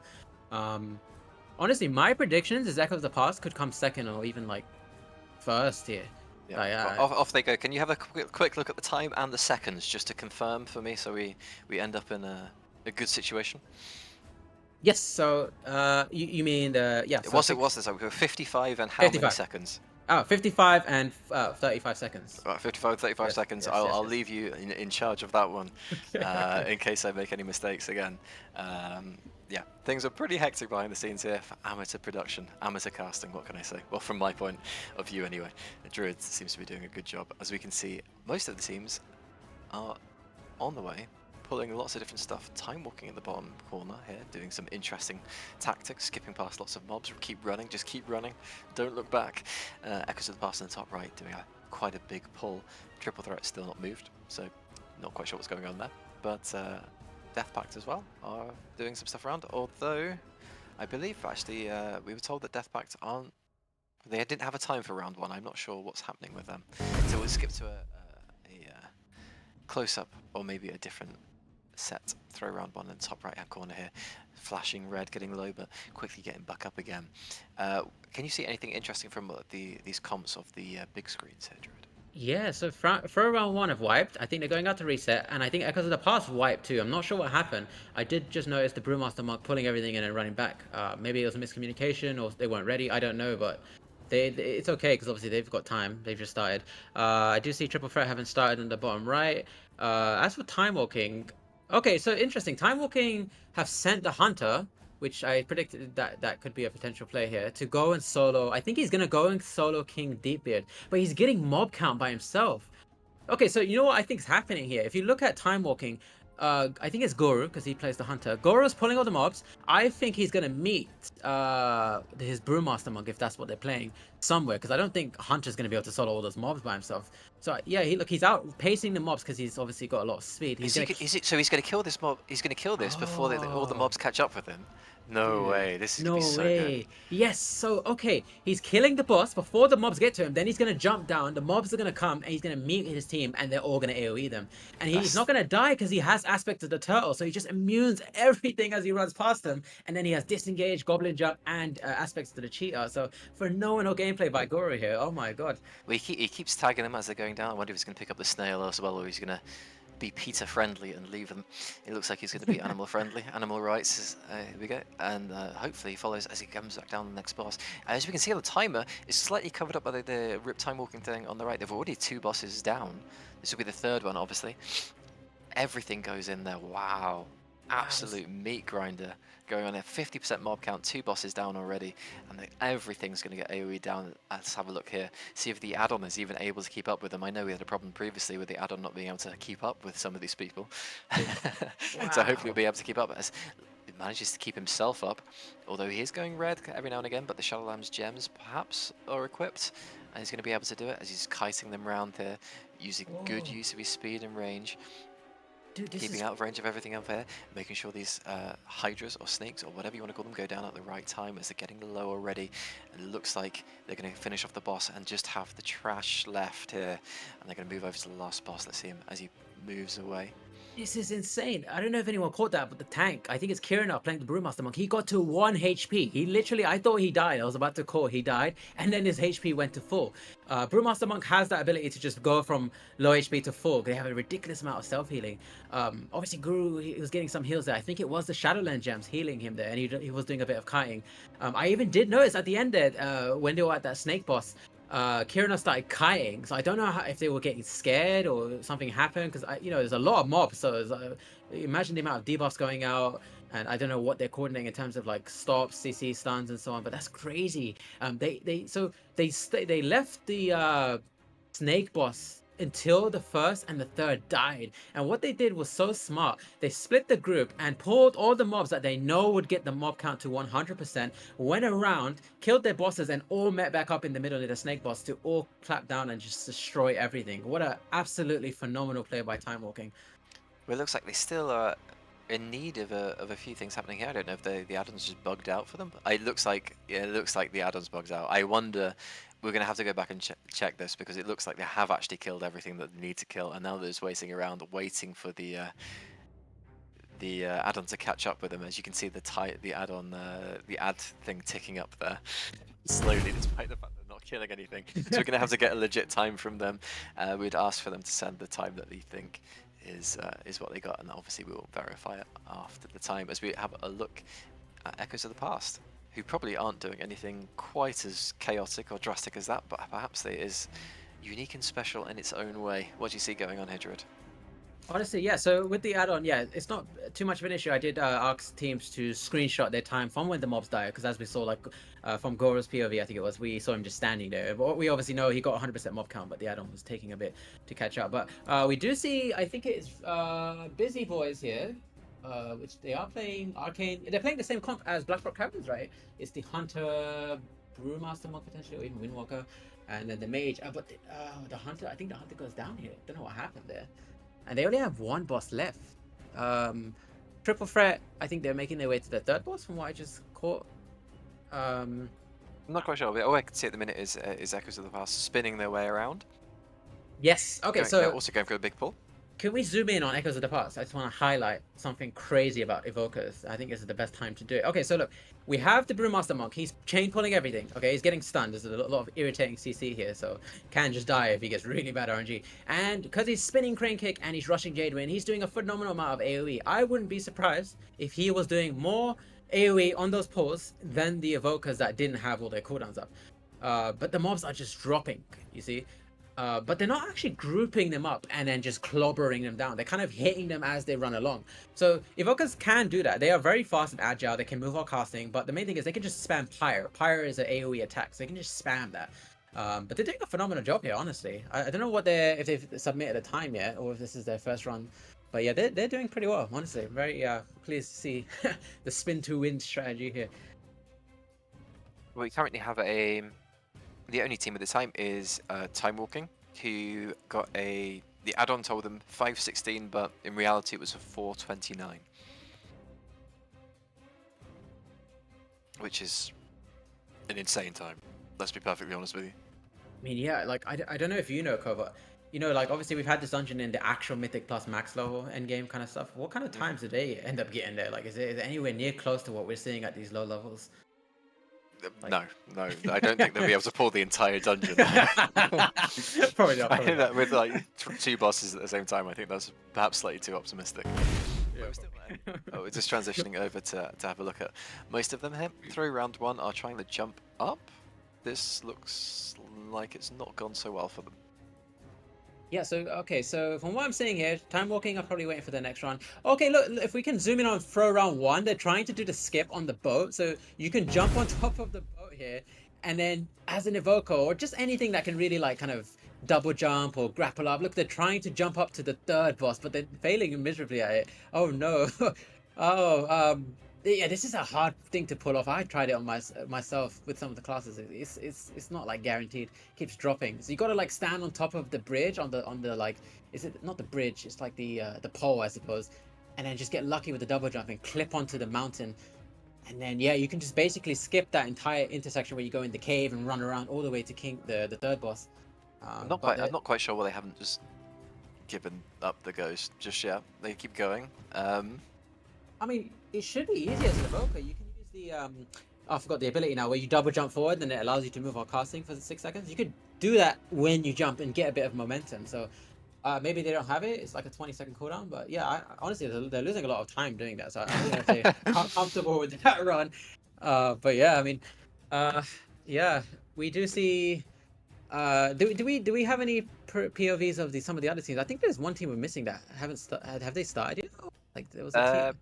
Yeah, so Busy Boys is probably perhaps the team that we need. Death Pacts are running as just a 2, I believe. So Have they been doing that since Blackrock Caverns? Because remember when we POV'd them last time, they were playing 2. I don't know what happened. I think unfortunately, from what I know, they told me that one of their team members isn't going to be available. But I'm not quite sure what's going to happen. In chat we see who wins three Devokers or 1 broken ship. It did look like the broken ship was coming out on top there for a bit. But yeah, it looks like Death Pacts perhaps are a team to come back to a bit later. Let's see who else is running, and we can switch over to them. Yeah, honestly, this is, you know what, I'm loving some of these strats we're seeing from some of these teams here. Obviously, some are expected. Some are just like, what's going on right now? Like, I'm really impressed with what Time Walking did in that pool where they met up in the middle with like basically the whole dungeon. Honestly, what do we have here? So we have Echoes of the Past. Did they go off in the distance to pull the goblins on the ship? I don't know why they've done that, because I don't believe I saw any other team having to do that to meet mob counts. So unless they've made a misplay in the beginning and not pulling enough mobs. I don't know whether it's once again, I don't want to keep blaming the add-on for it. Who knows? But it does look like this might actually be a legit section of pulls that they need to get. Maybe it was planned. Maybe this is just what they felt more comfortable with. That these mobs go down faster. Not every team is going to be Goro, Karana, and Server, of course. So maybe this is the pull that they find the most comfortable. It does seem to be one that is an instance that's taking a decent amount of time for people. It's definitely a completely different type of instance. Busy Boys coming in with a 711, by the way, triple threat with a 740, which really shows you what a 429 is. That's a crazy time. So it's just a completely different type of instance. As you can see, last time we were saying there isn't really enough to pull, and in Azshara there's almost too much to pull. Yeah, and you know what? Azshara is that kind of map. Like good map planning will be the difference in time. As you can see, like some of the teams are like 3 minutes of difference. So like the route you take, which mobs you pull, make a big difference. Like I did see, I can't remember, just now we just saw a team going off in the distance and pulling the goblins on the ship, which I would say is quite inefficient, because you know you have enough mobs in your close proximity whilst you're running to bosses to ensure you get mob count. But yeah, this is super interesting, man. One thing to note, we haven't seen a healer being played on any of these teams yet, and I do want to throw a bit of a spotlight on healers. That Holy Priests are a decent option. They're obviously not as like good as taking like another DPS that could just melt things before you ever need to care about healing. But like Holy Priest, Resto Shaman, they're okay. They can do a considerable amount of AoE. Like last tournament, where my team came second place, we played a Holy Priest, and Holy Priest can actually out damage a lot of these classes. The only problem is I don't think it's just not justified. Like why do you need a healer? I am curious though if they're gonna take a healer in these next few dungeons coming up. I would like to see maybe like, I don't know, Holy Priest or Preservation Evoker even being played, which yeah, that would be interesting. But it just shows. Did you feel like when you run last time with the Holy Priest, did you feel it was a mistake afterwards? Oh yeah, definitely, most definitely. I think it was being safe, but you know what, beyond the Holy Priest, I think it was too safe playing the Brewmaster Monk, the warrior, who can already keep themselves alive while pulling most of the dungeon. If you're playing like double life stealing, which if you don't know, it's a weapon enchant that it heals you based off every hit, and if you're whirlwinding like 100 mobs, you're just going to heal to 4 HP. Yeah, I think it was just playing it a bit too safe, and it was not necessary. I think playing more aggressively and trying to nuke those bosses as fast as you can should be more important, because look, if you kill the bosses fast, you can drag the mobs that are running to you to the next boss. If you kill the mobs too quick though, you're still stuck killing that boss, you know what I mean? Like you're standing there now at that point. Yeah, no, absolutely. It was really interesting going from the last one to this. There seems to have been a bit of a change in meta after the first one that we did. Seems to be a lot more damage going out and a lot bit more damage being taken as well. It has to be said for lots of these teams, as we have a hunter POV for Busy Boys is going around cleaning up all of those what they're called. I want to say mermaids. They're definitely not mermaids. Oh yeah, I don't even know what you call it. What do you call it? No, they're the Naga, right? The Naga. Yeah, that's the Yeah, one. yeah, yeah, the Naga. I have a different type of mermaid in my dream, clearly, to most other people. Nice, nice. So what's interesting, I want to highlight this. Goro just used Nitro Boots. Now, if you don't know, Nitro Boots have a chance to fail. So I'm wondering, was it just something you just threw out there to get to the boss quicker? Or was it like a mandatory thing, like, I need this Nitro Boots to go off? Because if it backfires, you take like 50% of your health in a ticking dot, which I don't know if it would be the result of him dying. I don't think so, but you know, it's interesting to note. But yeah, look, the mobs are catching up here. He just killed the boss. Now, if you know something interesting about Time Walking Team, if Goro had not killed the boss there, he would not have been able to turtle because I'm just assuming he doesn't really have any dots besides the wildfire bomb on the boss. So he has to kill the boss, then turtle and start running. If you turtle and the boss is 2%, you still have to come out that turtle and kill the boss. And the problem is with that many mobs on you, you could just get one banged and die from 100%. So it's like they've probably done a lot of practice to know, okay, by the time the mobs are within like 10 yards of me, I know that boss is going down. Yeah, it's those small things, isn't it, about teams like this that make the big difference. Even like as he came down, he jumped down, he did the double jump over the water there to make sure he didn't even have a pixel in the water. He was completely safe, and that was a perfect time to use it. But this is where it's going to get scary for them now. And you can have a look at the health, although he's staying a lot more stable than last time. Kirana's spinning around with all those mobs on him. Looks like Goro's a lot more stable than last time, going around killing all those hydras, and he's going to do a good job at it as well. I guess he just gets in the water there, trying to jump out.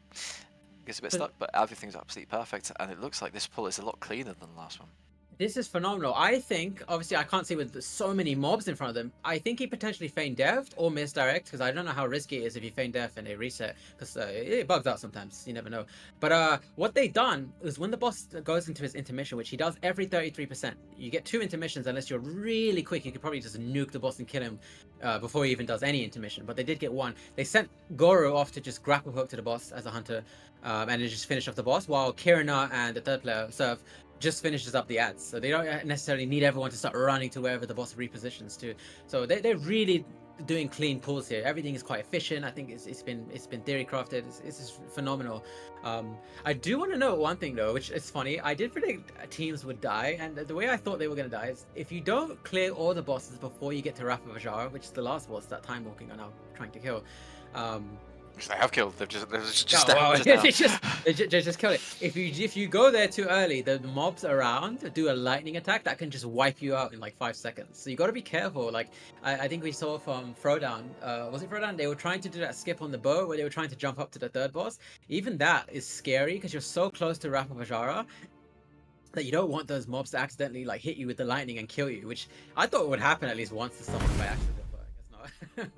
Absolutely. Well, we need to have a look at throw round 1. We don't have a time from them yet. They've got, if I'm correct, 13 minutes or so. Am I correct in that? Let's have a look. From Throwdown, you said.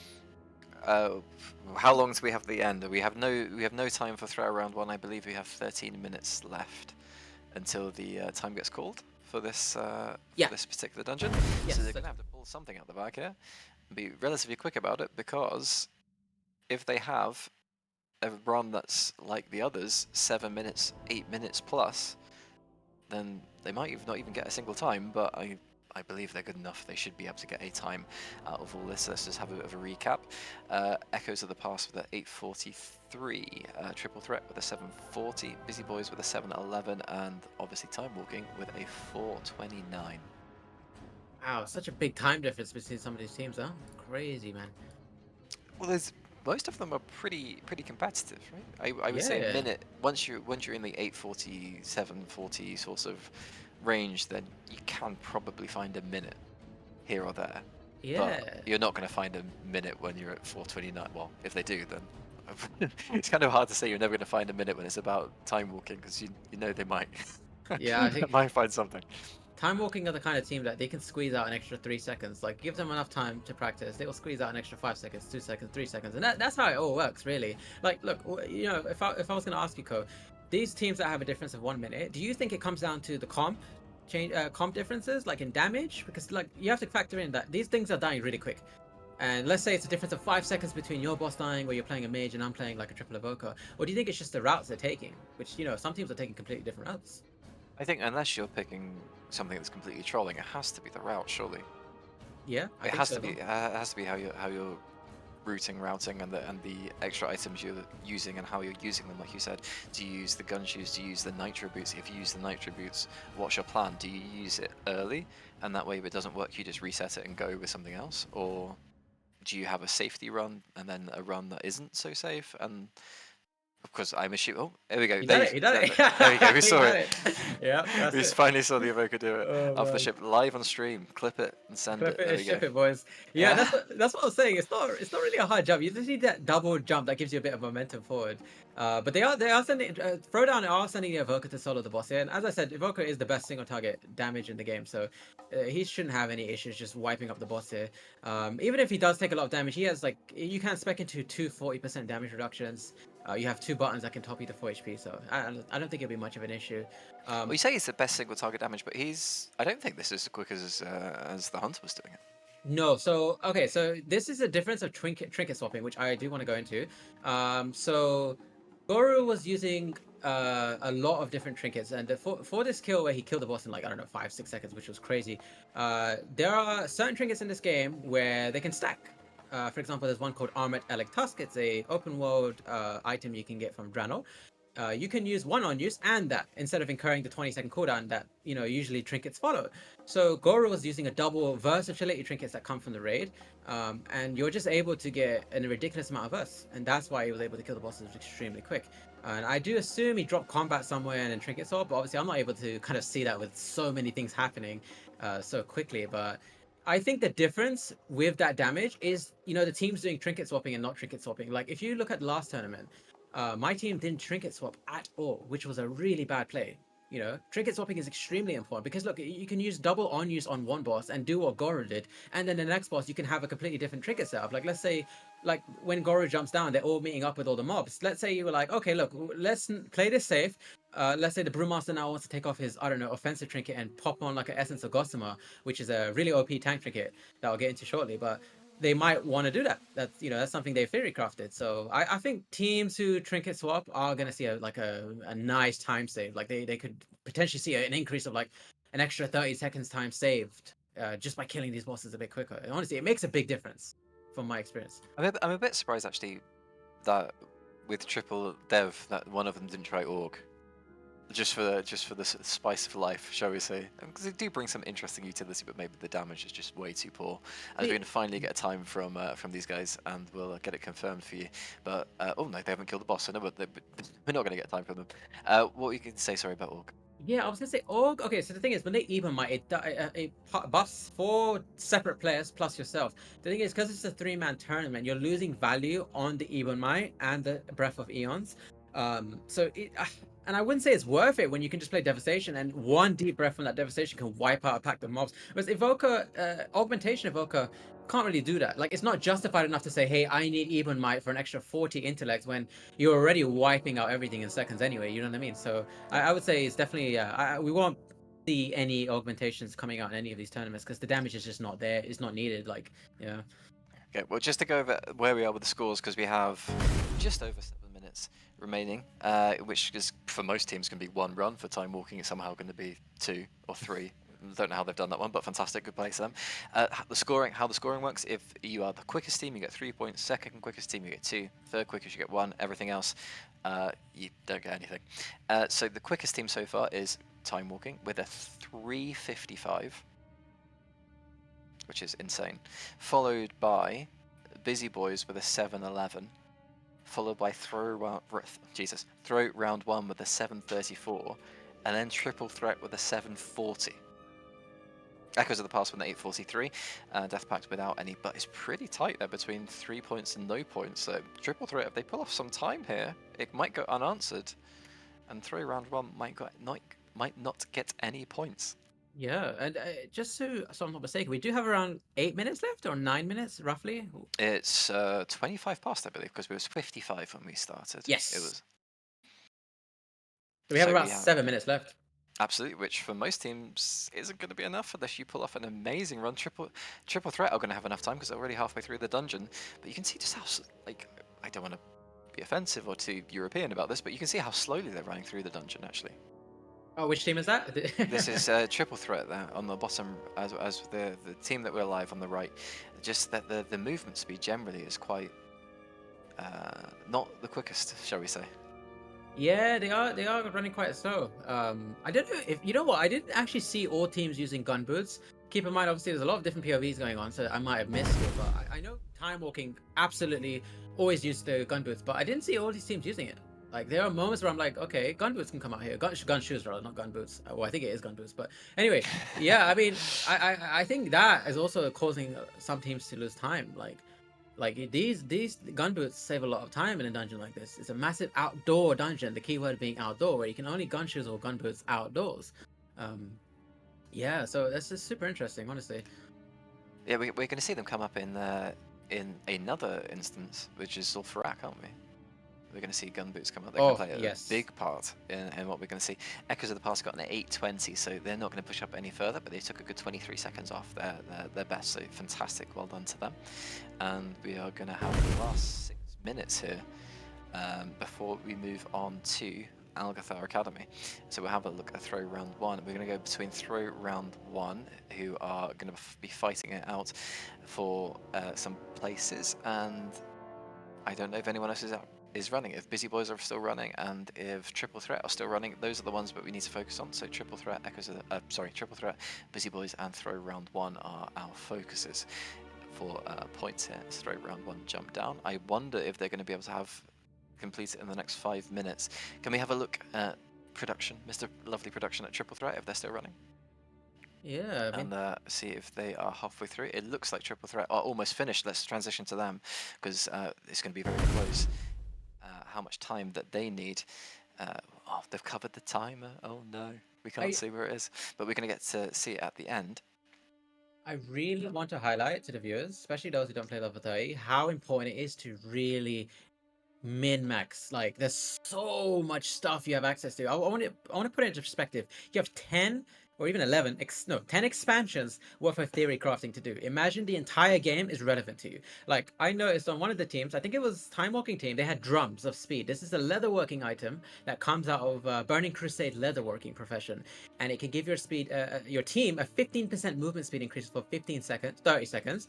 There's even one, there's drums that give you like 28 haste. You can get ones that give you attack power, intellect. So like finding all these small things, combining them makes a huge difference, man, honestly. Like, and I'm seeing like, I'm looking at buffs here and there, and I'm seeing some of this tech being utilized. Some teams are not utilizing it. And you see that reflected in the time at the end, honestly. So there's a lot of theory crafting to do at this level, honestly. And that's why it's so fun for a lot of us. Like, it's just so much to do. Like, you can no life this, I guarantee you, and you will not finish it. I used to play when I was out of a job 15 hours a day, and there's still more stuff to theory craft. Well, you have every single character, both EU and A, and there's what you're talking about. That's the thing I was talking about. It happened. Oh my god. Okay, so Triple Threat went to the last boss before they killed the Serpent boss. I don't know if that was a miscommunication. And then he dies to the lightning. Like it does tick you down pretty fast. You can like kind of move out of it if you're fast enough. But he goes down and he can't even release because he's stuck in combat. So that's a massive time loss. I don't know like how they were doing on time compared to the previous runs, but that's a major time loss to just die there. That is pretty sad from their point of view. They're not going to be able to. I wonder if they're ever going to be able to recover from this. As as the saying goes, I don't think they're going to be able to. Unfortunately for them, with just over 2 minutes remaining, I wonder if they'll be able to actually beat the time they had before. They'll obviously be able to recover and kill it. That's not going to be the problem. It's just the time lost if they're going to be able to move up in spaces. They're on a 740. They're just outside of the point. 6 seconds away from being in third, a whole 39 seconds from being away in second, and multiple minutes from being away in first. But we'll skip over that one. and they just need to finish it off. And I'm really curious to see what the end time is going to be. Yeah. Yeah. I do want to interrupt and say triple threat. So they went for the res, which is really good because if you release here, you get sent back to the entrance. Now, depending on the route you took, running back could be problematic. It could take long. So it's good that they went for the res. But Lucario here playing the Windwalker got unlucky. He got an 8-second polymorph when trying to kill one of those ads. So it's small things like this, and it really is RNG. Like if you kill the mob fast, he won't do it. You kill him a bit too slow, he gets the cast off. It's like, oh no. But they do finish. Can you make that out? Yes, that's a 7 minute and 49 seconds. Oh, give or no. take give or take 3 or 4 seconds because it is quite small for me. But we'll obviously double check that. But it does look like a 7 minute 49. Oh, no, it's 46. It's 46. 46. That's super unlucky. So that they added 6 seconds. If he'd gone the other way, No. if he missed the miscommunication, they were going to get that. That was easily 10 seconds better. Dude, that was at least 15. If he didn't die and then he didn't get polymorphed on the ad, like, see what I mean? Like, oh, it's so crazy, man. It's so close. No. But that's we've got a minute left. Let's have a look if anyone else is running, or if we can finish up this section and go into the half. It does look like we have throw round 1 still running, but how many seconds do we have left? We should have under a minute left, actually. No, literally 1 minute left as I speak right now. It's 35 seconds on the dot. So 1 minute left, and then that's it. Hard cut off. So we do have throwdown 1. Are they going to kill this boss in under a minute? I think so, because the boss shouldn't take more than at least 30 seconds. It's about the count, though, as well. If you have a look at they are missing substantial amount of count here. Well, so it's not just the boss. Okay, look. We have an evoker soloing the boss here. The boss will go down within the next 10 seconds. Now it's up to their teammates. They have around, I mean, let me just check the time. 30 seconds. They have to get it within the next 30 seconds. And obviously we'll stream check that to be precise on the second. But this run will be forfeit if they don't get that mob count within the next 15 seconds as I count. Oh no. The boss is getting pretty close. It's getting pretty close. You can see the timer going. Are they going to end up with this run being forfeit? Wait, is the count going up? Because this could be the add-on bug. It could be the add-on bug. I don't know. It's going to depend on the other people who are in it. It doesn't look like it is an add-on bug. 2 seconds. To be perfectly honest with you. It's not. It's done. That's it. They cut off. And I don't think this was an add-on bug because the add-on goes up slowly and I'm not seeing it go up at all right now. We'll confirm that obviously with the teams and the stream, but it does look like, no, they were a bit too... Oh, they pulled a bit too small amount of mobs. If they just had pulled maybe like an extra pack, they would have had it. So that run's forfeit. I'm curious though what they said that run was going to be. They're submitting it as a 6:28.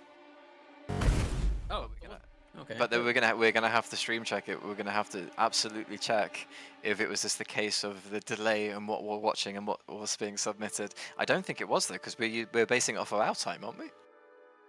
So in terms of the the time when you have to stop.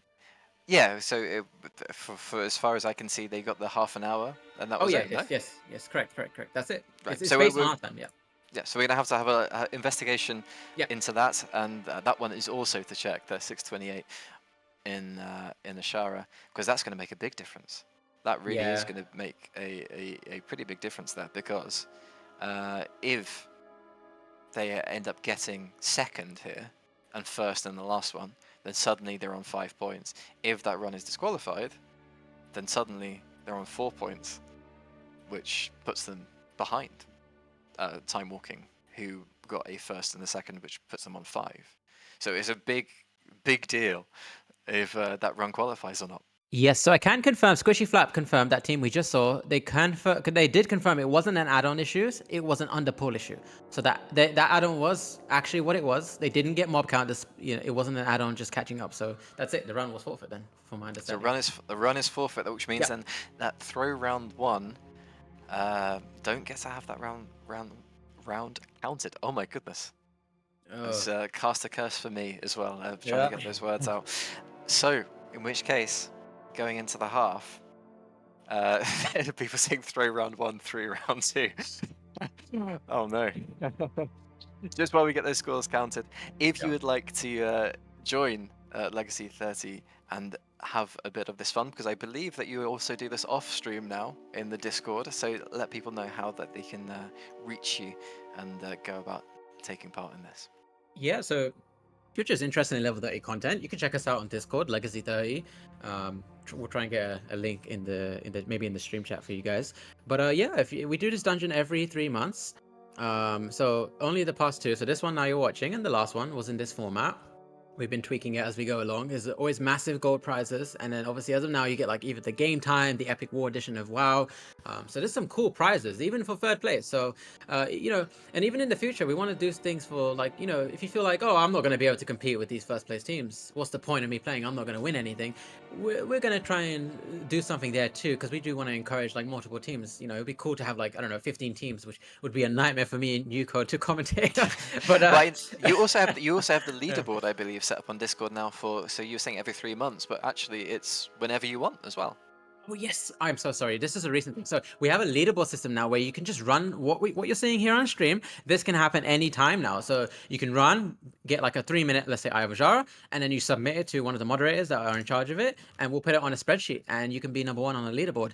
It is quite similar to, well, I think it is quite similar. Correct me if I'm wrong, Time Walker team. I don't want to misspeak, but Time Walking, before you got, you know, ripped, they had like a spreadsheet like that where they would do like best times. So it's something like that, except we don't do points. But yeah, it's pretty cool because it keeps activity going. You don't have to wait for a tournament to do stuff like this. You know what I mean? So I think it's pretty cool. And yeah, if you want to check that out, come into our Discord, Legacy 30. Honestly, we've been here for many years, and we will be here for many years to come. For some of us, level 30 is our mains. For some of us, even in chat, I'm looking at one person, there's no such thing as level 80. Level 30 is the end game. You need the t-shirt for level 30 is life for next time we manage to stream, and obviously your lovely face cam for next time as well.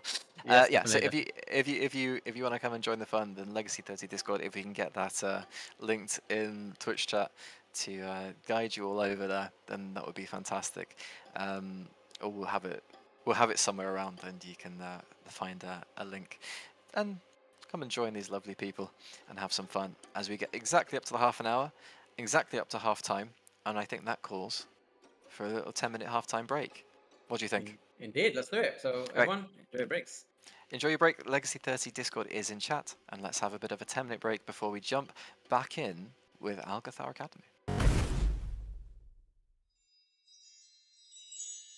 The Starship World of Warcraft community is proudly supported by Blizzard Entertainment, Zygor Guides, Gamer Advantage, NordVPN, Glitch Energy, Streamlabs, and is proud to support our partnered charity, Safe in Our World. Hey!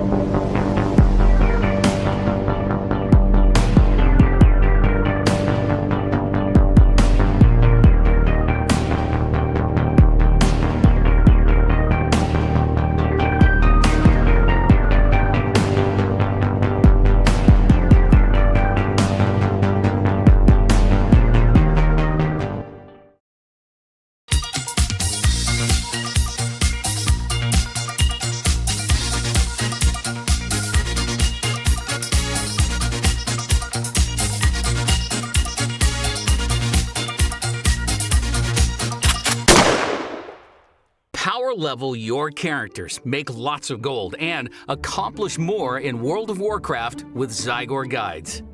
Our guides are unique in that they use a custom guide viewer add-on to display things right inside the game. Every guide is presented in an easy-to-follow, step-by-step format that tells you exactly where to go, who to talk to, which quests to accept, how to complete quest objectives, and more, all in the most efficient manner to get more done in less time. Since the guides are in-game, they can dynamically detect your progress, update in real time, and automatically skip forward as you complete steps. Finding your way around couldn't be easier thanks to our custom waypoint arrow that works like an in-game GPS, generating the fastest directions to your next location, factoring in every method of travel including flight paths, items, portals, and more. You'll no longer find yourself wondering where to go or what to do next ever again. The guides also include numerous additional features to speed things up even more, like auto-accepting and turning in quests, highlighting the best quest rewards, notifying you when you have new gear upgrades, pointing where you need to fly to on your map, auto-selling gray items, and more. We offer guides for virtually every aspect of the game, including leveling, dungeons, dailies, professions, collectibles, and achievements. Discover all the latest content with our new Featured section, which showcases all the new guides added in every patch and expansion with detailed explanations on how it all works. Or search our entire collection to find a guide for almost anything you want to do. All of our guides have been fully updated for Dragonflight, and new content is being added all the time. Sign up for Zygor Elite and gain instant access to our full suite of guides for both retail and classic WoW for one low monthly fee. As part of Zygor Elite, you'll receive ongoing weekly updates for new patches, future expansions, and seasonal events, as well as general fixes and improvements to make sure all content stays current and well optimized for any changes Blizzard makes. Take your gaming to the next level with Zygor Guides. Who took the bomb?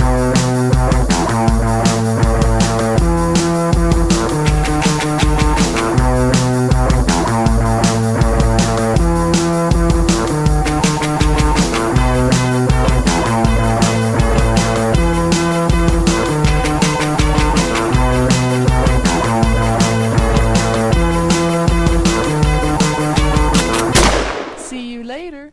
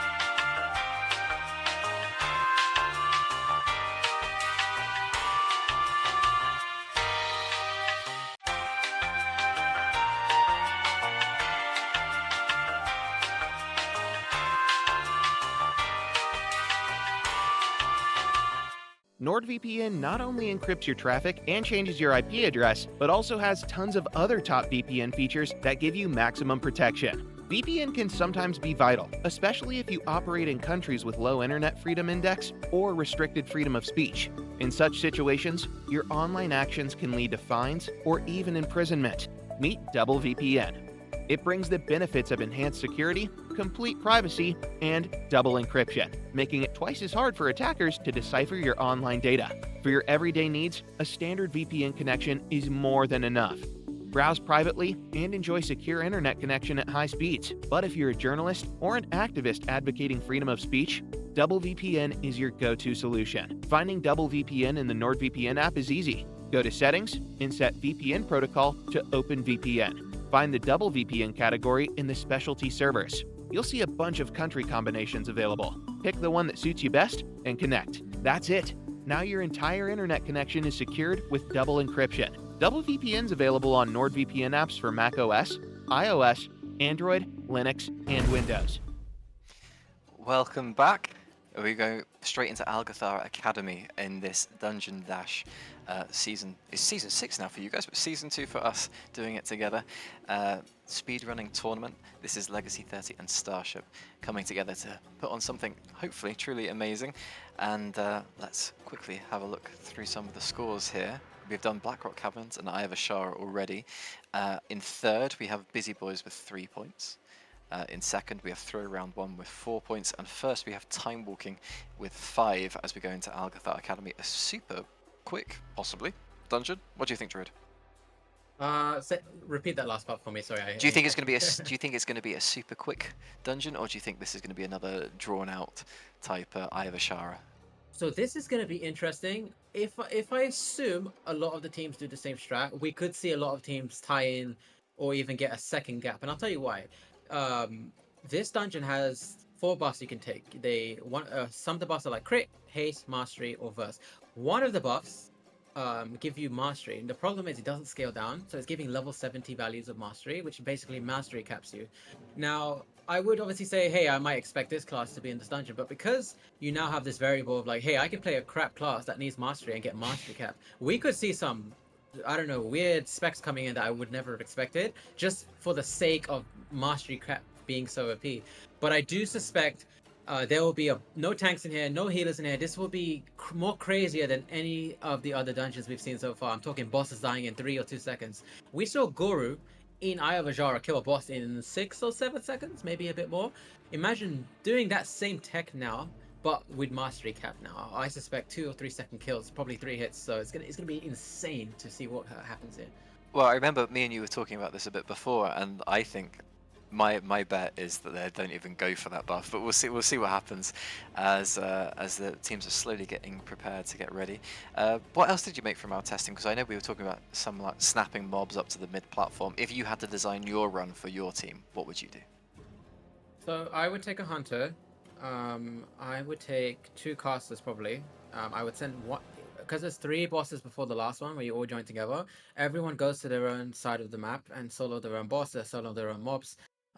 If I felt like the mobs were too dangerous, I would stick a Fury Warrior in there, just because like with the mastery cap I can do a decent amount of single target damage on the boss, and I can keep myself alive by winning the ads if that's a problem.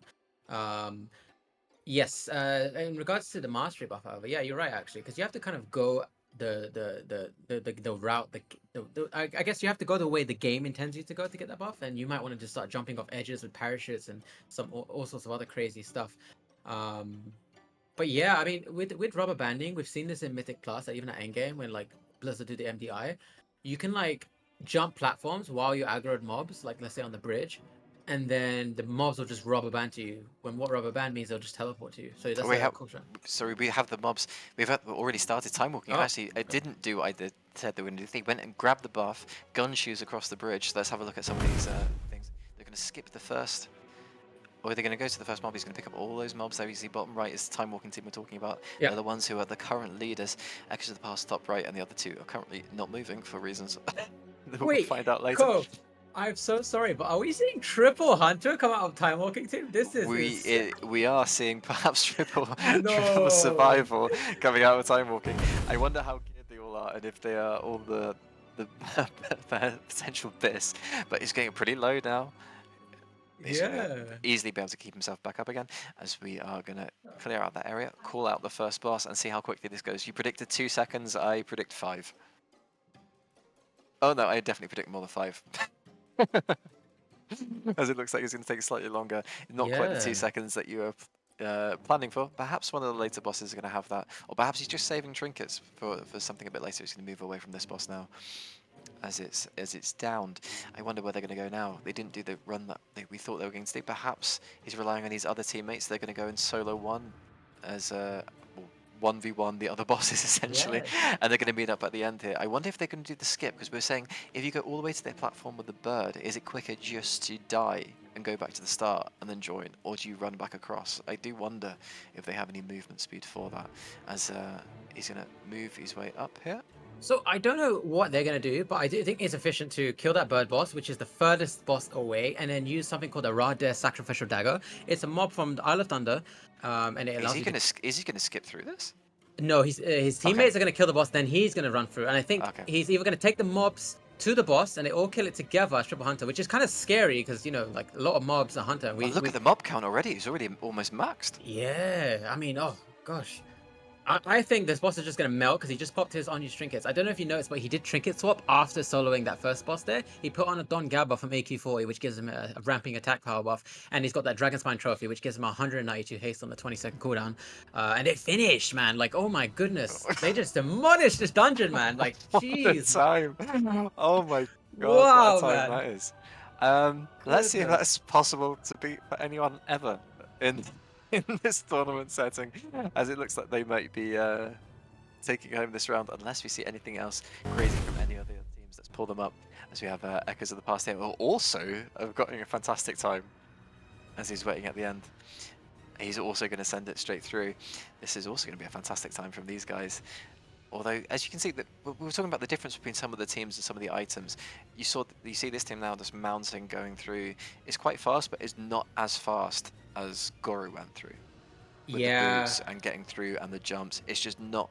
It's kind of the same idea, but just lacking in a small way, which makes all the difference. So obviously I'm eyeballing, I can't see exactly every item they're wearing, but I can tell somebody, like this team watching now Echoes of the Past, they're not using speed gems. Like I can see by the movement speed they're walking at and the animation, they're not using movement speed gems. I think Goru was, because it's just so efficient to do that. One fun fact a lot of people don't know, when you gun boots, your speed is added on top of the gun boots. So if you have 200% base speed, you get that plus the gun boots. So it's completely efficient to stack speed. I'm not surprised Time Walking did the Triple Hunter. We've seen how insane they are at soloing bosses. Triple Evoker obviously does really well here, but I think the mobs are so weak, because I don't know if anyone knows, but this dungeon is actually considered now, at this point in the world, an entry-level dungeon. So it's very basic. And I don't think you need the overkill of the Triple Evoker here. But yeah. So the true boss for this is going to be making sure you don't hit dungeon lockout before you go into Sulfurak. Oh. Given the amount of time that people are, given the times that people are pulling. Throw round one here. Also going to finish off this one. As we know, they're going to be called Throw Round 2 after this. Let's have a look. Triple Survival, going through the chat now. All eyes on you, chat. Triple Survival kind of hype, not going to lie. It's like Triple Warrior, but your plate transmog sucks. Yeah. Don't know if that was directed at you specifically or just in general, but I don't know. Are you known for your atrocious plate transmog sets? Who, me? Yeah. No, who said that? What? No. I'll have you know, I have phenomenal transmogs, okay? Okay, bit of a backstory. Well, I don't want to go too deep into it. I used to be a collector back in Legion to BFA, so I farmed out every single plate transmog in the game. I've got 92% of most sets in the game for plate. So I've got some decent mogs, my friend. We have all the gear, but you have an idea, I guess, would be True. would be the comeback to that. I do want to point something out, because these dungeons are happening so quick. They're gonna hit instance cap if they're not careful, and I don't know what our solution is to that. So I did warn the teams to be careful, but I don't know, man. I don't know. That's something we can't do. That's Blizzard's kind of back end stuff, you know. There's nothing we can do about that. I think our solution might be leave it up to the teams, and they're aware of it.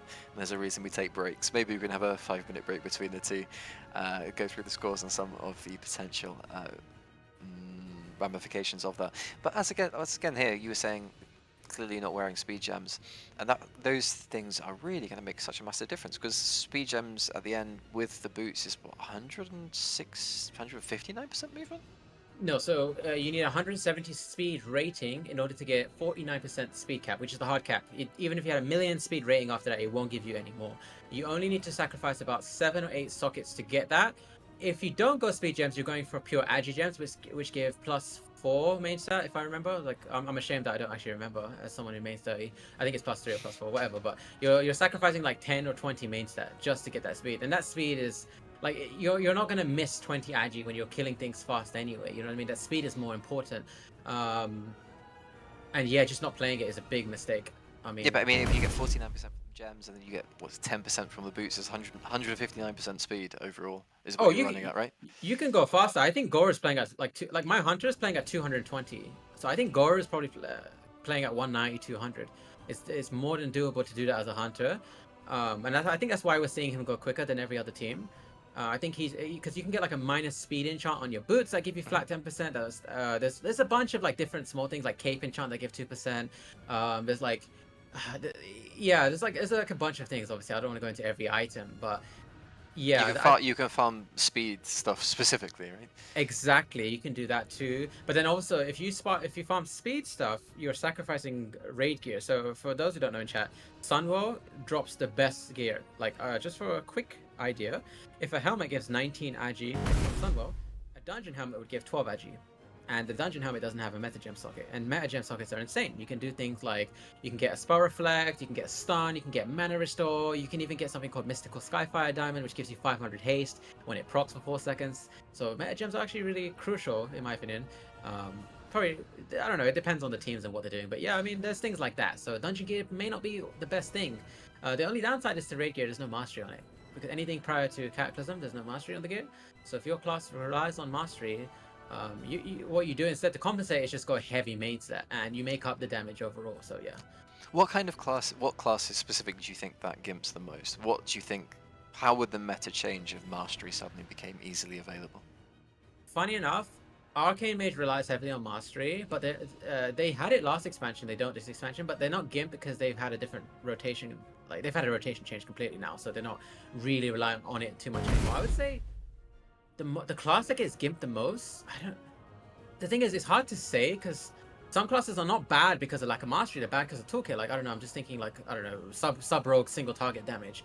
It's a hard question.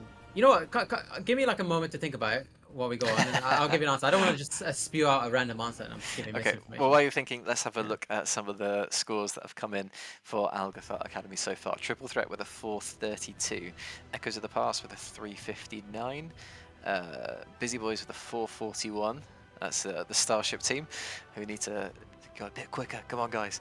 And then Time Walking with a 222. Yeah, that time is insane, man.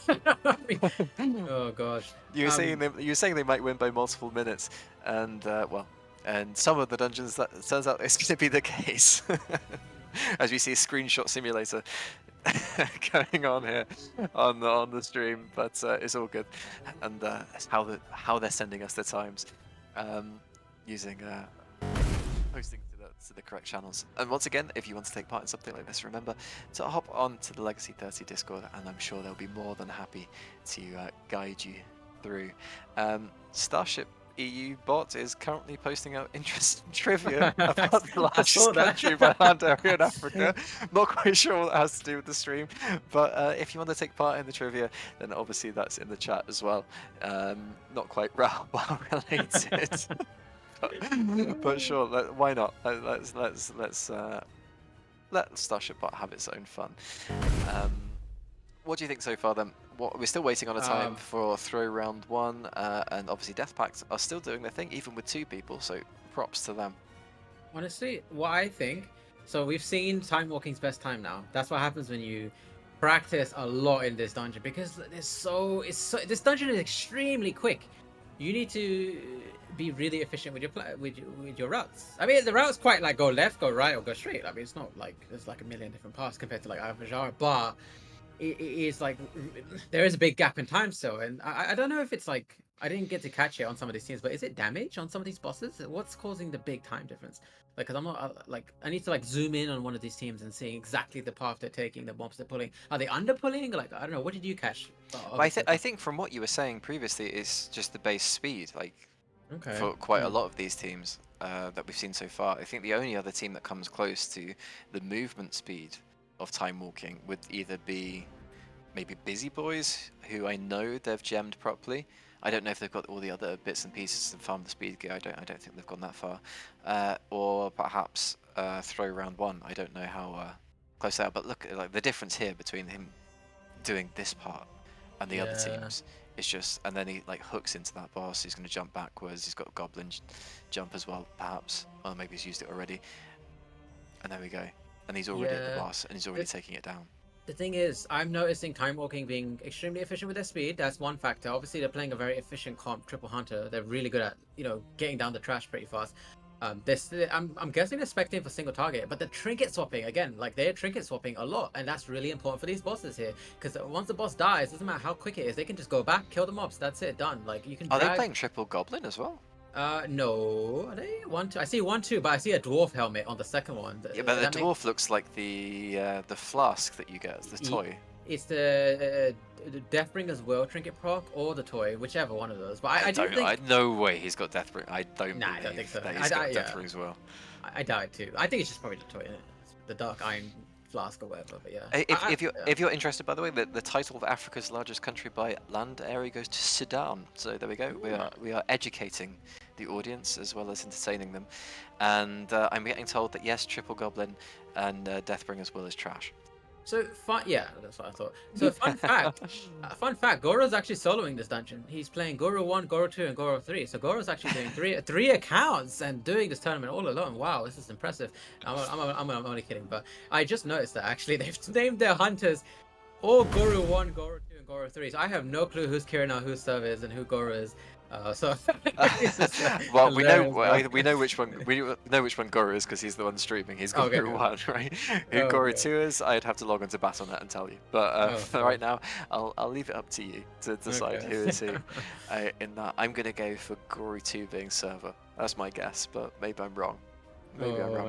Who are we looking at now? Busy Boys, who are a starship team. One of two that entered, but unfortunately one of them had to not quite pull out, but they're playing with two people, so unfortunately they don't stand a chance.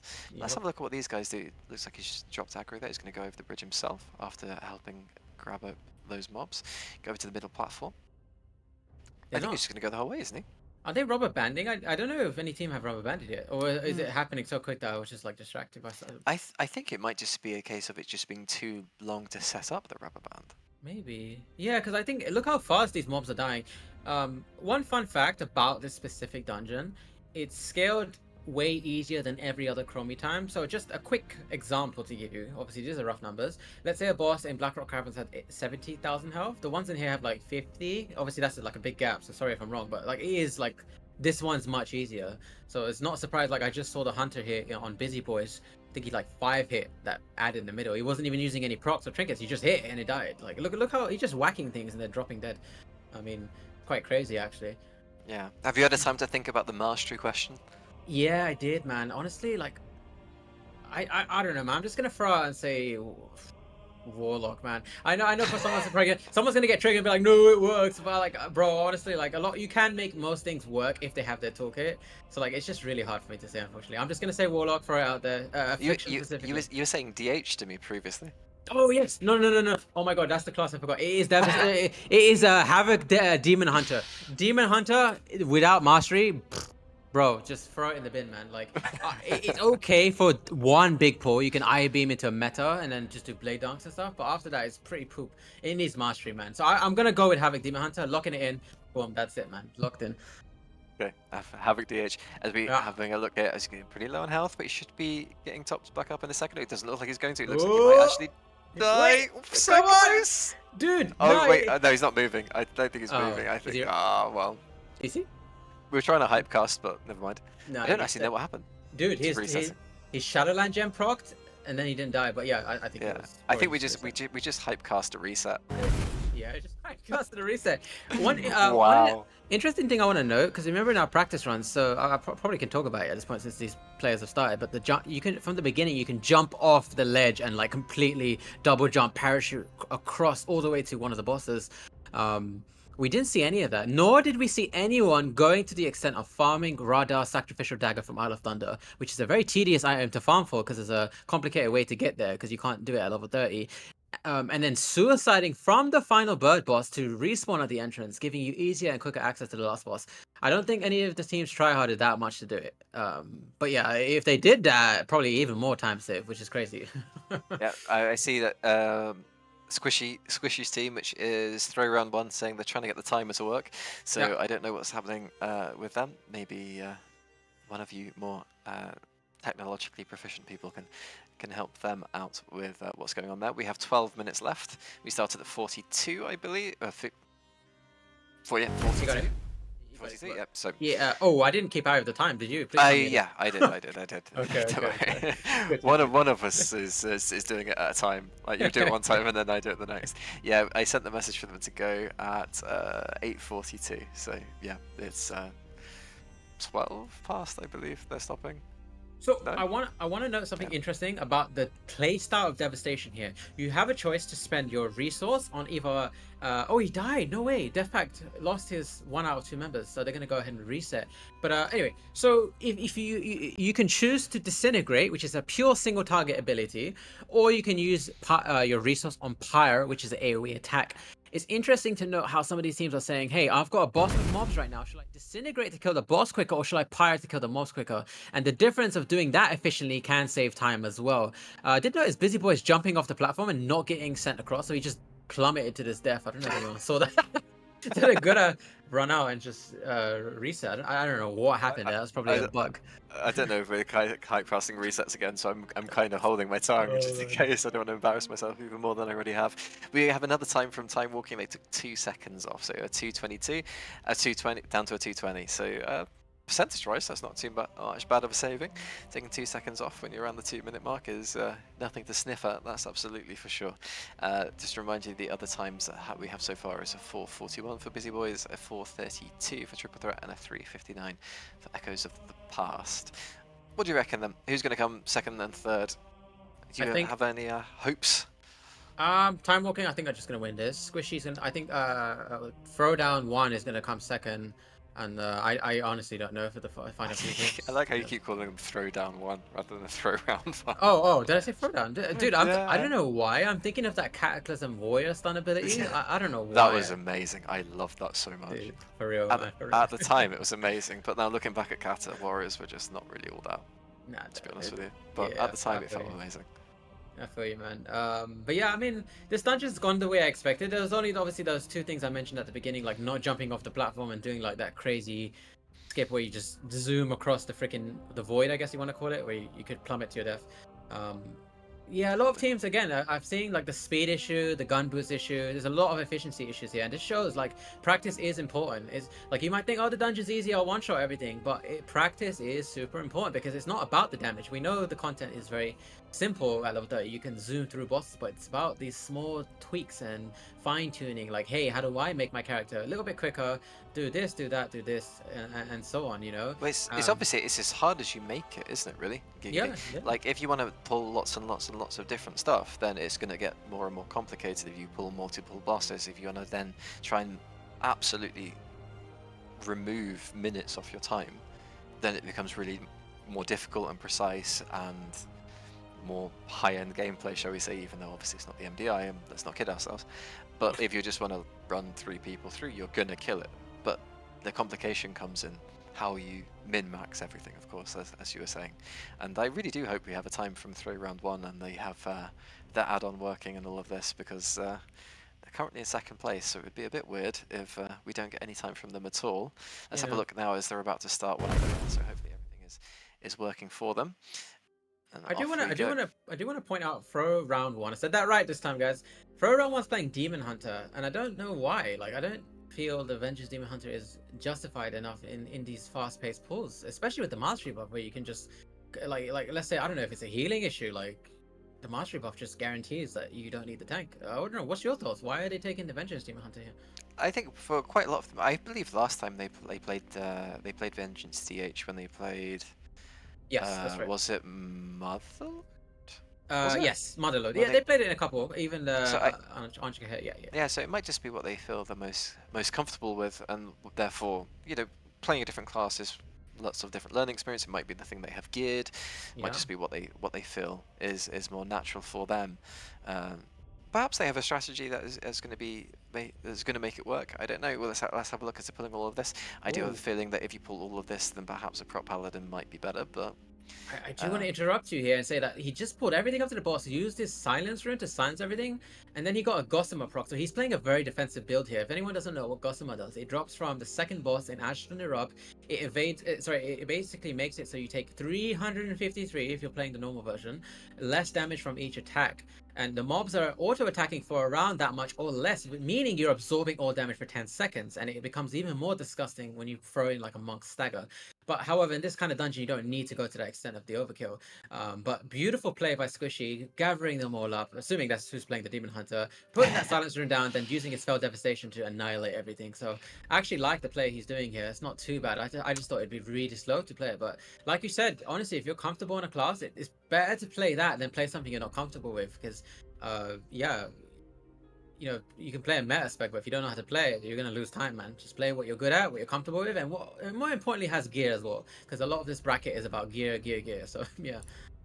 yeah, absolutely. Obviously, there are some considerations. I don't think at the minute you're going to beat a survival hunter who played well. I think a survival hunter played to the top tier of gameplay isn't going to get beaten by anything, no matter what you do. But maybe I'm wrong in this format anyway. Yeah, definitely.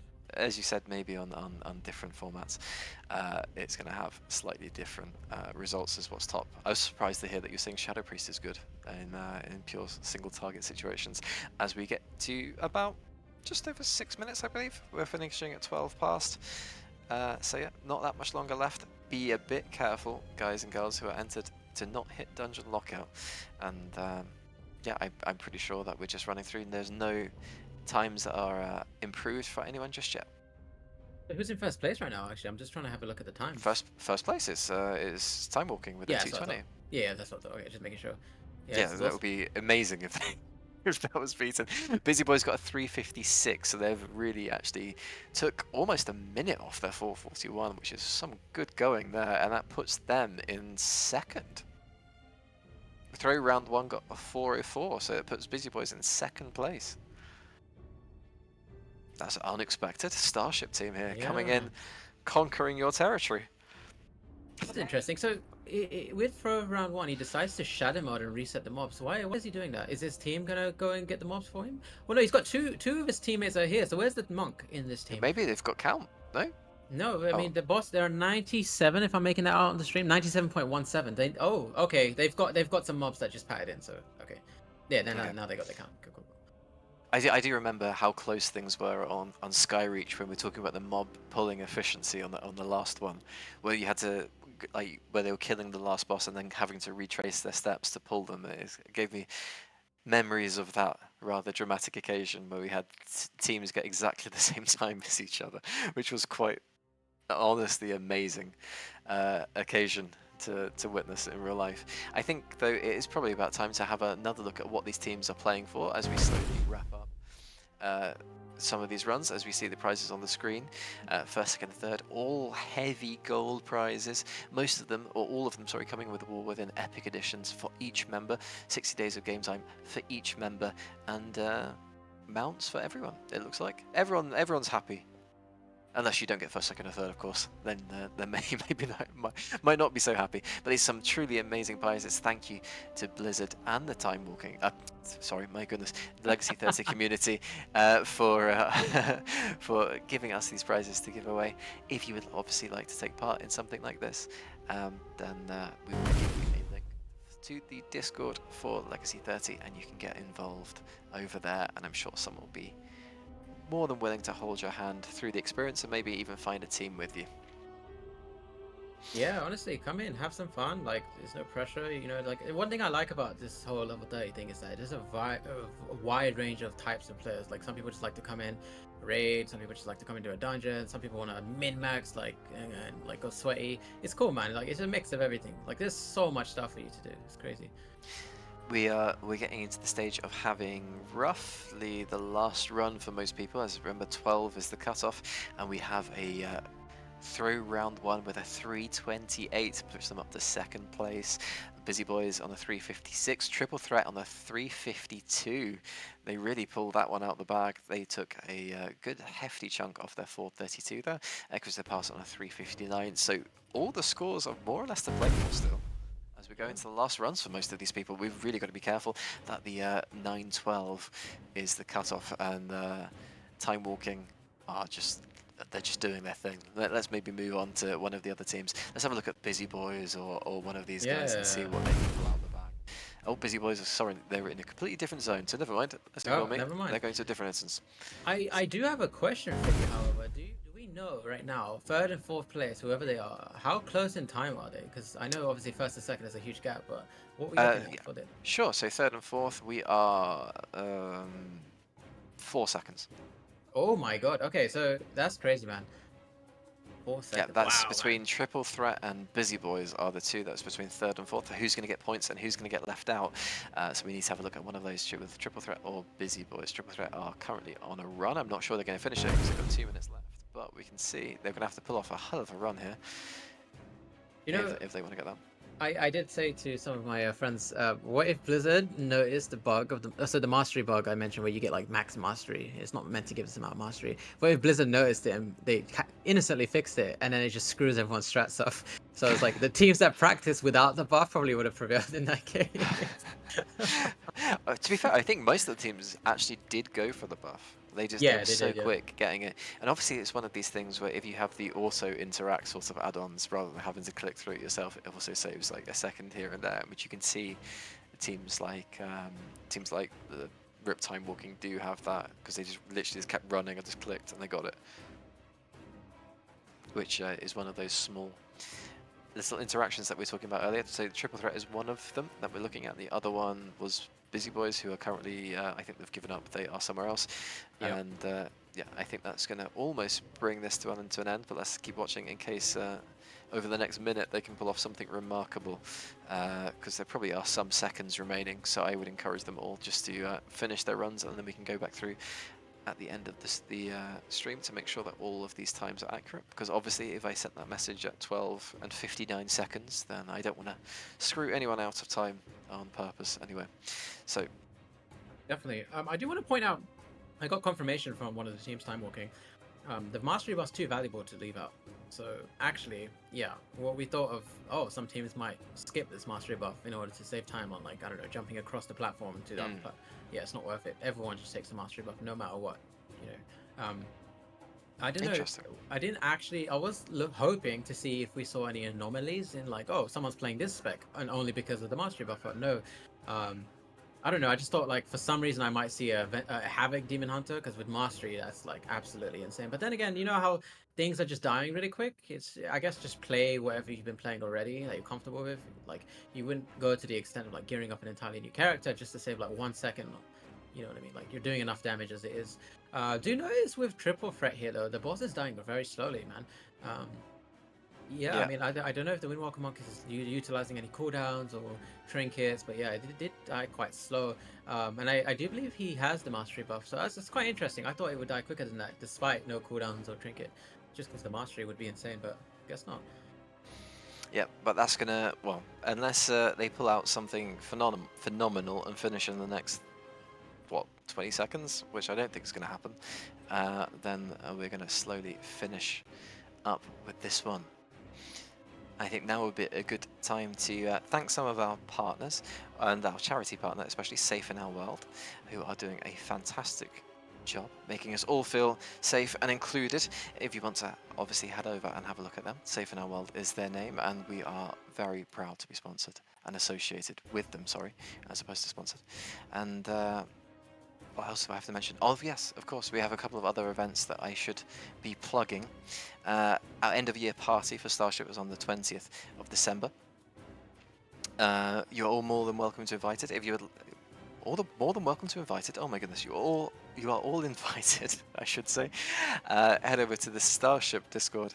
You can find out more information about what's going on. There'll be some stuff in game on the Discord itself, and just all around generally having a good bit of fun.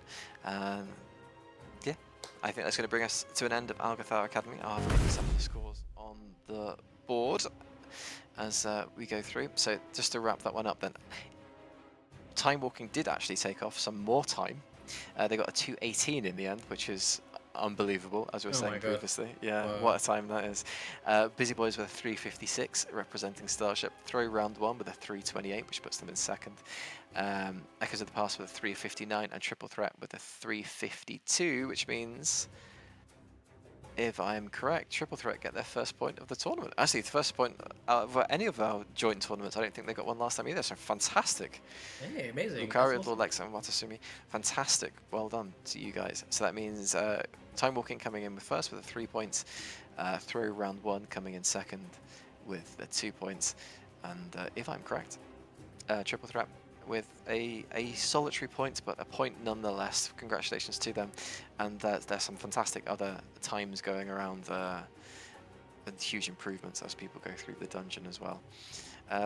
What do you think was going to be a realistic time for first, second, and third for Algeth'ar Academy? And did anything you saw surprise you?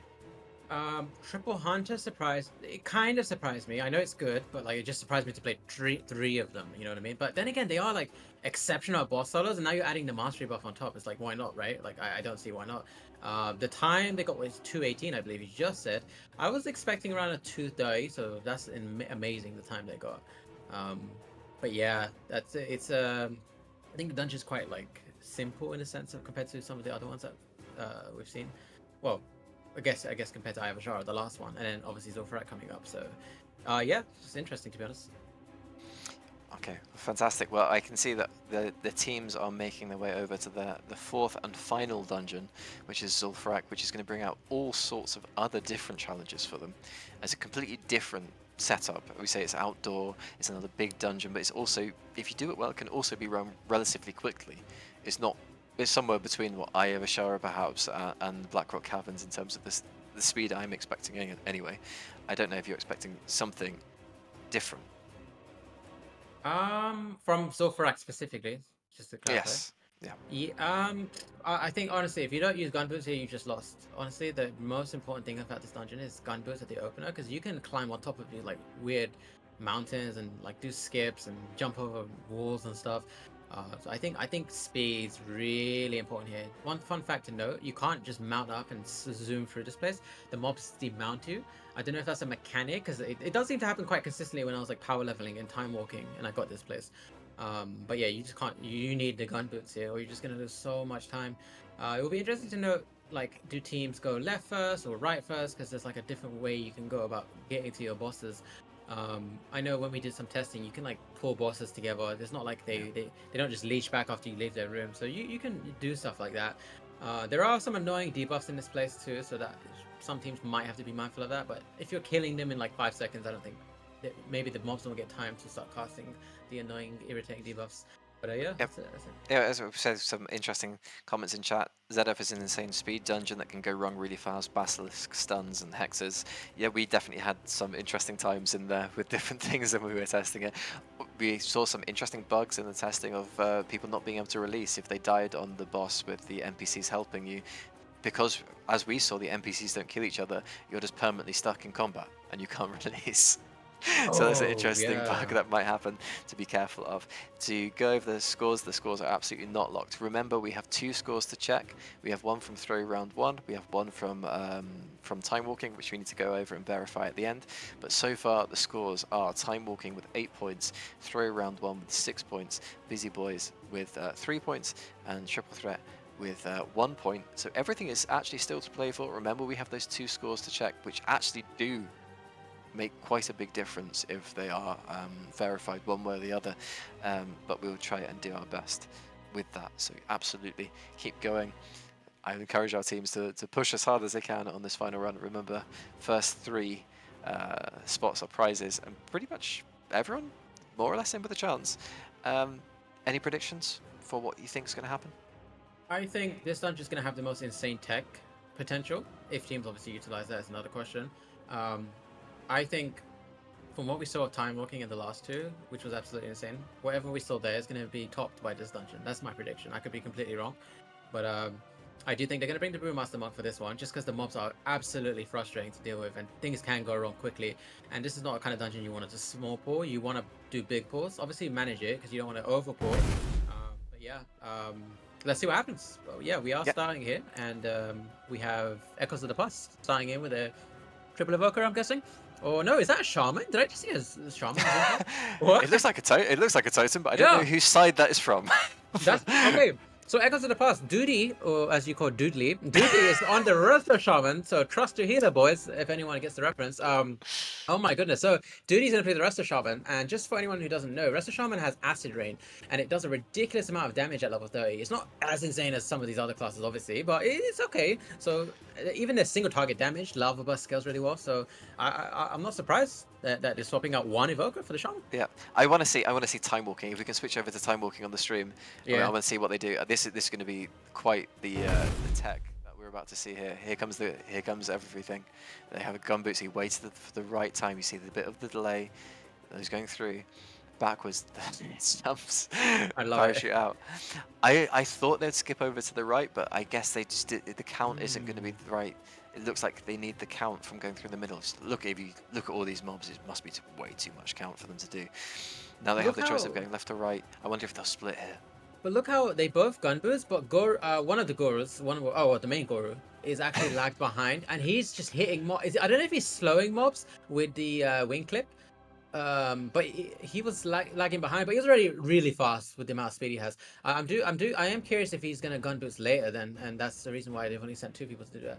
But in either case, they're going to line of sight here and just bash everything down, which is absolutely insane.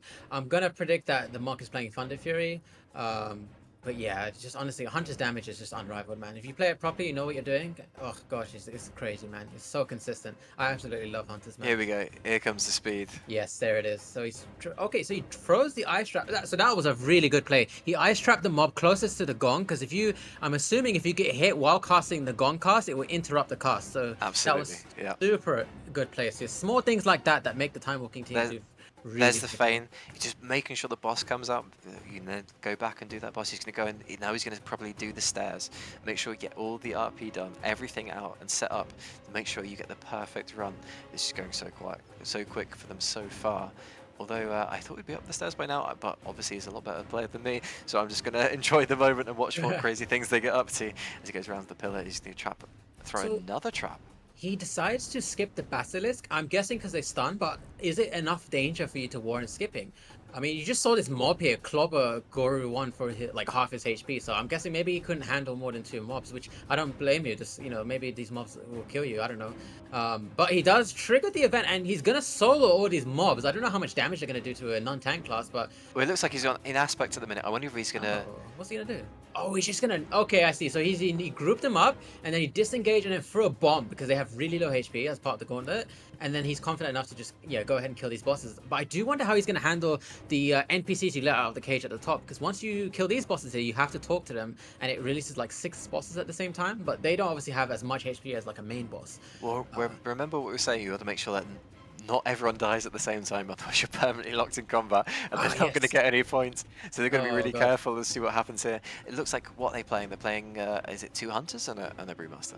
Yeah, definitely. I think they've sent the brewmaster with the other hunter to do big pulls to get mob count, and they've just sent Guru 1 here to go ahead and clean up the bosses. And I think that's quite efficient because the bosses are quite far away, but as mobs, if you can tell, looking around in the map here on stream, there's mobs everywhere. You can get them anywhere. You don't necessarily need a whole team there for mobs. Because also he's grabbing mobs as he's going to these bosses anyway. So yeah. Yeah, absolutely. I mean, my prediction for the start of this was that they were going to grab most of these things, the count from the Scarab area, but I'm clearly completely wrong, as they're getting most of the count here. Look, you can look at all the bosses that are just going down. Yeah. So And they're clearly like going. The other two are going around and doing their jobs fantastically well as he's waiting here to go through, and then down through he goes already. What damn. time this is? So I know you have to. I believe you have to kill every boss. So I'm wondering, did they get most of the mob count from the? There's an area where you can like summon graveyards and mobs come out of them. You can get like a 50 or 100 mobs there. I'm wondering if they went and did that. I think they're probably that and a combination of the scarabs in the room before, where that where the Yes, the boss walks around. scarabs. So I think maybe that's where they did get the most of their count. They clearly have timed this very well. I wonder if he's just in the stun here. I think If it'll he's be gonna- fine, but the Yeah, Basilisk does do a lot of damage. One thing I want to throw out before I forget, a Brewmaster Monk is extremely efficient for grabbing those scarabs because if you didn't know, they are yellow, meaning they don't aggro onto you. So now, if you're thinking as a like, let's say you're a hunter and you're there solo, you're not going to be able to pick up all the mobs. You're gonna have to right-click auto attack every single one, whereas Monk can just spinning crank it, go around the room and pull all of them. It's more yeah. efficient. The Gory's getting pretty low there. We've managed to manage his health really efficiently, really well, and the pet's just taking most of it now. Maybe he just waited to transfer all of that threat onto the pet, and he's going to get this down in a second. I wonder if there's going to find any more efficiency. Why is he running? For this. He's not killing it? What's he doing? I don't know what's going on. What just happened? Like he was like low HP, but he No, didn't. I think he's killed it. He's killed it. We've got because Relata what can they just jumps off? Oh my god! Parachutes all the way down, disengages or whatever the end goal jumps. Make sure he helps his team. Oh, It looks like he just left his pet. He found like exact right amount of health to let his pet go and do it. We have comments He's in chat. dismissing. He's dismissing the pet because he knows the pet's gonna run around and pull more mobs, which could cause a wipe potentially. That's what I'm guessing. And they finished the dungeon. Dude, that jump was absolutely insane. And then he remembered to dismiss the pet. That was really good play, man. And I understand why he was running away now. He was just letting the pet finish the boss. Yeah. And then he threw a bomb to like make sure it dies. That's amazing, man. Honestly. Not typical Hunter gameplay, remembering to dismiss your pet, especially if we're playing Classic. Yeah, this is Goro's another breed, man. Like.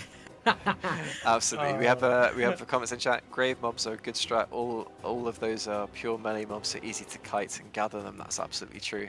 I remember farming there on Classic on my mage to level. I wonder if anyone's going to be at that time. I doubt anyone else is finished by now. We have throw round one at the top right there. I don't quite know what's going on there, but we have busy boys using gun boots. We can see they clearly have learned something. And then triple threat on bottom right, waiting to start their gauntlet. What are they doing? Throw around one in the top right hand corner. I mean, I don't. Huh? I'm sorry. I just got my eyeball on it, so I'm just like, okay. I just saw a boss die, but why is the demon hunter just hanging out here? I don't understand. Is it maybe a reset, miscommunication, like? Just demon hunter things, I think. We can have confirmation of that time as 5:02. 5 minutes old frac for them, which is yeah, an insane time, as you can see from some of the stuff that they're doing. Yeah, the Goro Jump special is alive and well. Remembering that we started at 9:18, so that's 9:48. We are scheduled for ending this round. 5 minutes. What do you think? How close are other people going to get to that time? Honestly, man, I think it'll be a gap of at least like 2 minutes between second place. I don't know if anyone else has submitted so far, but I can see the next team coming in like maybe like Throwdown coming in with like a 6:30. But that honestly, that was so efficient. One thing I like about the time walking, they're so efficient, man. I always think of Goro as like cleanup crew. He's so good at running around and cleaning up and like pathing efficiently, doing efficient pulls. Even like I'm watching his globals, like I hyper analyzed his last tournament. He's really efficient at playing Hunter. Like so, honestly, it's really good, man. He's the maintenance man. Yes, he's like the what do you call it? You call him the janitor. The janitor, yes. The janitor goes around and makes sure everything is running smoothly. Like even like running, when we saw their pull when they were gun bootsing, I think it was Goro 1, you were just wing clipping some of the mobs. I don't know if there was like some idea of like, hey, this mob polymorphs or hexes, I want this mob to come in at the end of when we start AoEing down these mobs. Like there's a lot of thought that goes into this, and I really like it, man. Like it's so interesting to watch him play. I'm ready for Janitor 1, Janitor 2, Janitor 3 on the next stream. Hopefully that happens. Dude, 3 janitors, man. Like, what's going on right now? Oh my it sounds like a really bad Jason Statham movie, but never mind. Oh my god, yeah, you're right. The mechanic, huh? Oh, that's good. The beekeeper as well, right? Oh yeah, that's a good one. That's a good one.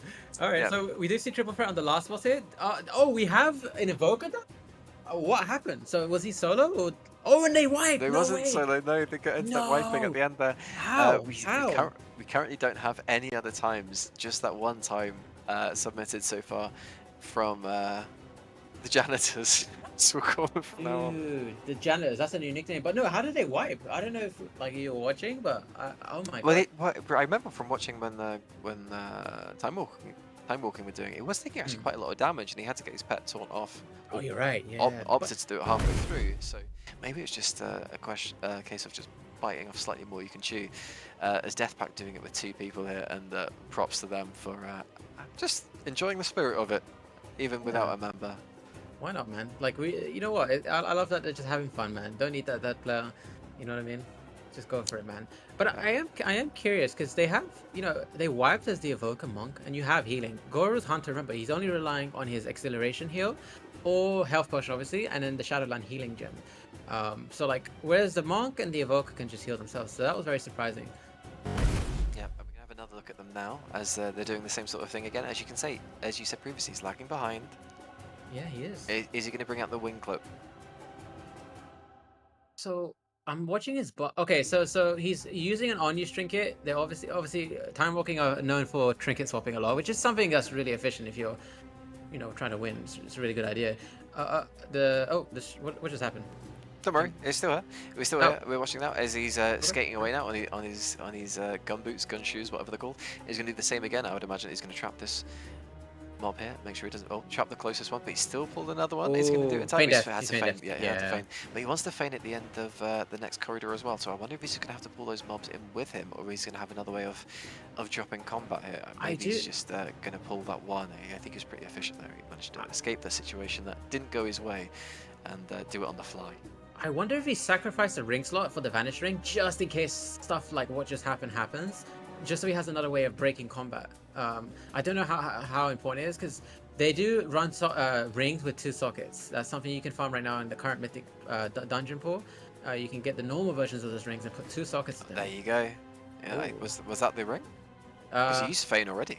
Did he? Oh man, I was talking about the ring and I didn't even see. I think he feigned. It's a 20-second cooldown, to be fair, so he might have just got it. Okay, maybe he did. Yeah. He'll be getting the confirmation in chat. The boss actually does insane damage due to a soft enrage. Oh, which one? Oh, the last boss. one. Yeah. Right. Okay, that's interesting, man. So he does turtle here. So look, he's gonna turtle, then he's gonna disengage. Oh, he just double wildfire bombs into a butchery and it annihilates everything. Hunter's bomb damage is disgusting, and I think it received a 40% initial damage boost going into the War Within 2. So it's even more insane at this level, to be honest. Like, look at that bomb, just takes out half the boss's health. Oh my god, man. Absolutely obliterating everything. We still only have one time. People are clearly struggling, as we have 18 minutes left. People clearly struggling with Zul'Farrak, actually, which is kind of surprising, actually. I thought that maybe this would be one of the ones that was slightly easier, but as we found out when we did it, there's everything that can hex you, can stun you, and you've got lots of different bosses to get through, lots of different routes. So maybe it's just a case of people just feeling their way through it, because obviously in event conditions and tournament conditions, things aren't quite as easy as you think they would be. Definitely. I don't know if we can get a perspective of Team Throwdown. I am curious on their strat, because I love that you call them Throwdown. Oh my god, did I say Throwdown again? Dude, this is gonna be throw round 1. This is gonna be a meme from now on, man. But I am curious on their POV, because I do predict they're coming in second. So I just want to see what they're doing, because they are playing a different comp. They have no Hunter here. They're playing double Evoker Brewmaster Monk. So I'm just curious how they're gonna handle these next few pulls going into the last boss. So we do see, I think, yeah, they're all together, which is interesting. I don't know if they've already killed the Gong boss. Doesn't look like it, actually. I'm looking at the add-on. It doesn't look like the Gong boss is dead. So they're all just going together. I think they're just doing a strategy of mass pulling and then just mass AoEing, a simple Zug strategy, which I like. Yeah, the crazy thing though about it is obviously we're seeing 3 people kill this trash that we saw one Goru do a second ago, which it comes down to a bit of efficiency issue, but obviously we're having fun, we're enjoying it, so that's the main thing that counts. It gets a bit low here, but these mobs do actually hurt. Like, this is one thing that maybe you're watching, think, oh, it's a low-level dungeon, whatever. You can see this guy getting hit here once or twice, and he's really getting chunked. It's not something that you could just easily dismiss, as he actually takes quite a lot of damage there, but he's now going to face back. He's going to he's going to landslide there. He's going to landslide instead, yeah, as he gets most of those down, but still a few left, and it's going to finish them up. This is really interesting. I don't know if anyone saw it for a second. I saw a Valinir which is the healing legendary from Ordua. On the Evoker we see right now for round 1, I don't know if he's transmogged into it, because I can't see a reason why that might be good as devastation, as the proc rate would be terrible, and let alone ramping the absorb shield up. But I did notice it. I don't know. I'm just gonna try and have a look out on his buffs to see if he gets a Valentine proc. But I did notice that, so maybe they know something we don't, guys. Like, this is super interesting. Quickly have a look at WoW Armory. Yeah, dude, like, I'm like, hello, what kind of strategy is this? But yeah, I did notice, like, so at the beginning our prediction was, you know, Evoker having insane AoE damage, which they do, but it's, again, it goes down to the efficiency thing, which I think a lot of people overlook. Whilst yes, their damage is good, but the Hunter is more efficient, I think, in more contexts. Like as we saw with Lucario's team, which I can't remember the name now, they died as Evoker Monk of the last boss, whereas Guru was able to drop threat on his Hunter and solo the boss. So the Hunter's pet is actually really important too. That actually helps a lot. And then his ability to disengage and parachute. So I think Hunter is just the class of choice for tournaments here, man. Like, honestly, it doesn't matter how much damage a class is doing. And I think it's really easy, and I fall into this trap all the time. Tunnel vision, like, oh my god, look how much damage this thing is doing. But it doesn't matter. It's all about efficiency, man. Yeah, we see, like, as you were saying, like, just if Evoker had, you know, more movement, or they would still be lacking the Feigned Deaths, they would still be lacking a pet. It's just, in terms of what's actually available to them, it's so far behind. What the only thing that possibly comes close, as we were saying previously, was Outlaw Rogue, but then that's still lacking a pet, and it's kind of lacking damage compared to Survival as well. But in terms of the actual the toolkit available, I wonder, do you have any hopes for different toolkits coming up, or maybe different reworks that we should be aware of? I don't think, well, I know the new patch is in December 17th, but I don't think there's anything significant. I know there's like a lot of hero power reworks. Nothing like crazy for level 30 from what I'm seeing. But yeah, so I think even next tournament, unless there's like some crazy changes, I think we're just going to see the same stuff. Like, we'll see an Evoker pop out here, we'll see, obviously we'll always see Hunter from Time Walking and so on. But yeah, one thing to know about Hunter, it's very gear intense when you're doing what Guru's doing, because he has a lot of different trinket options. Some of the other gear, like helmet, chest, legs, are very like straightforward. You use the one from Sunwell because it has like 3 sockets. But the trinkets, there's a lot of time in farming some of these trinkets. Some of these players, not specifically from Time Walking, but maybe to them too, yes. But some of them spend hundreds of hours trying to farm trinkets, and even like re-rolling tunes to try and like, just like, I don't know, because it's so easy to level 30, you just make like 10 hunters and try and get the trinket you're looking for. Yeah, so it's crazy. Yeah, people saying in chat, Imber saying in chat, give 30 hunters camouflage back. Yeah, so they actually had camo in Dragonflight, but it obviously got pushed down the tree. I don't recall Goro using it though. No, he actually did in Motherload. I remember him using it in Motherload, but even then, he's still fine. He's got the Feigned Death, and if they desperately need to, he can drop that ring slot and go for the Vanish Ring if it's really important for him to drop combat, which we're not seeing in these dungeon pools that it is that important. So I think it just depends on the dungeons you're doing. You know what I mean? Like, certain things would prevail in certain dungeons. But yeah, absolutely. This is absolutely true. And well, I just want to say to the 343 of you watching, I hope you're having fun. I hope you're having a good evening watching these players from the NA and the EU give us one hell of a time here watching their hours and hours of farming come to fruition and on this speedrunning event, which we have prizes from Blizzard. Thank you very much for that. We are on the front of Radar.io, I believe. Thank you very much to them for their continued support. We love them very much. And once again, a mention to our charity partner, Safe in Our World. If you'd like to give anything, or you have anything to give, then there should be some options around for you to donate. If we can get some of the mods in chat to guide people to where they could possibly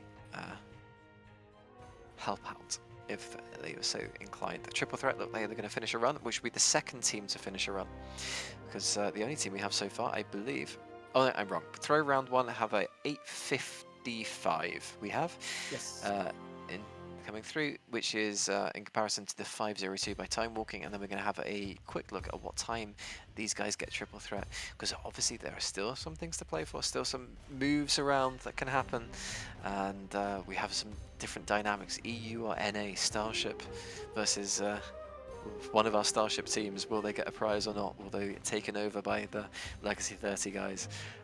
Just all to play for still, and what are your predictions then? Who do you think is going to come second and third? Because I think first is pretty much decided. I think Throw round one, not Throwdown, are going to come second. I think Lucario's team would come third. There is Echoes of the Past, which, yeah, I don't know how they're doing. Can we actually get a perspective on Echoes of the Past? You think Lucario's team is going to come third with 1 point so far? Oh my goodness. Oh, so sorry. Okay, so I think Echoes of the Past will come third. I'm sorry. That's the one playing Triple Evoker. I had to Echoes of the Past with 0 points are going to come third.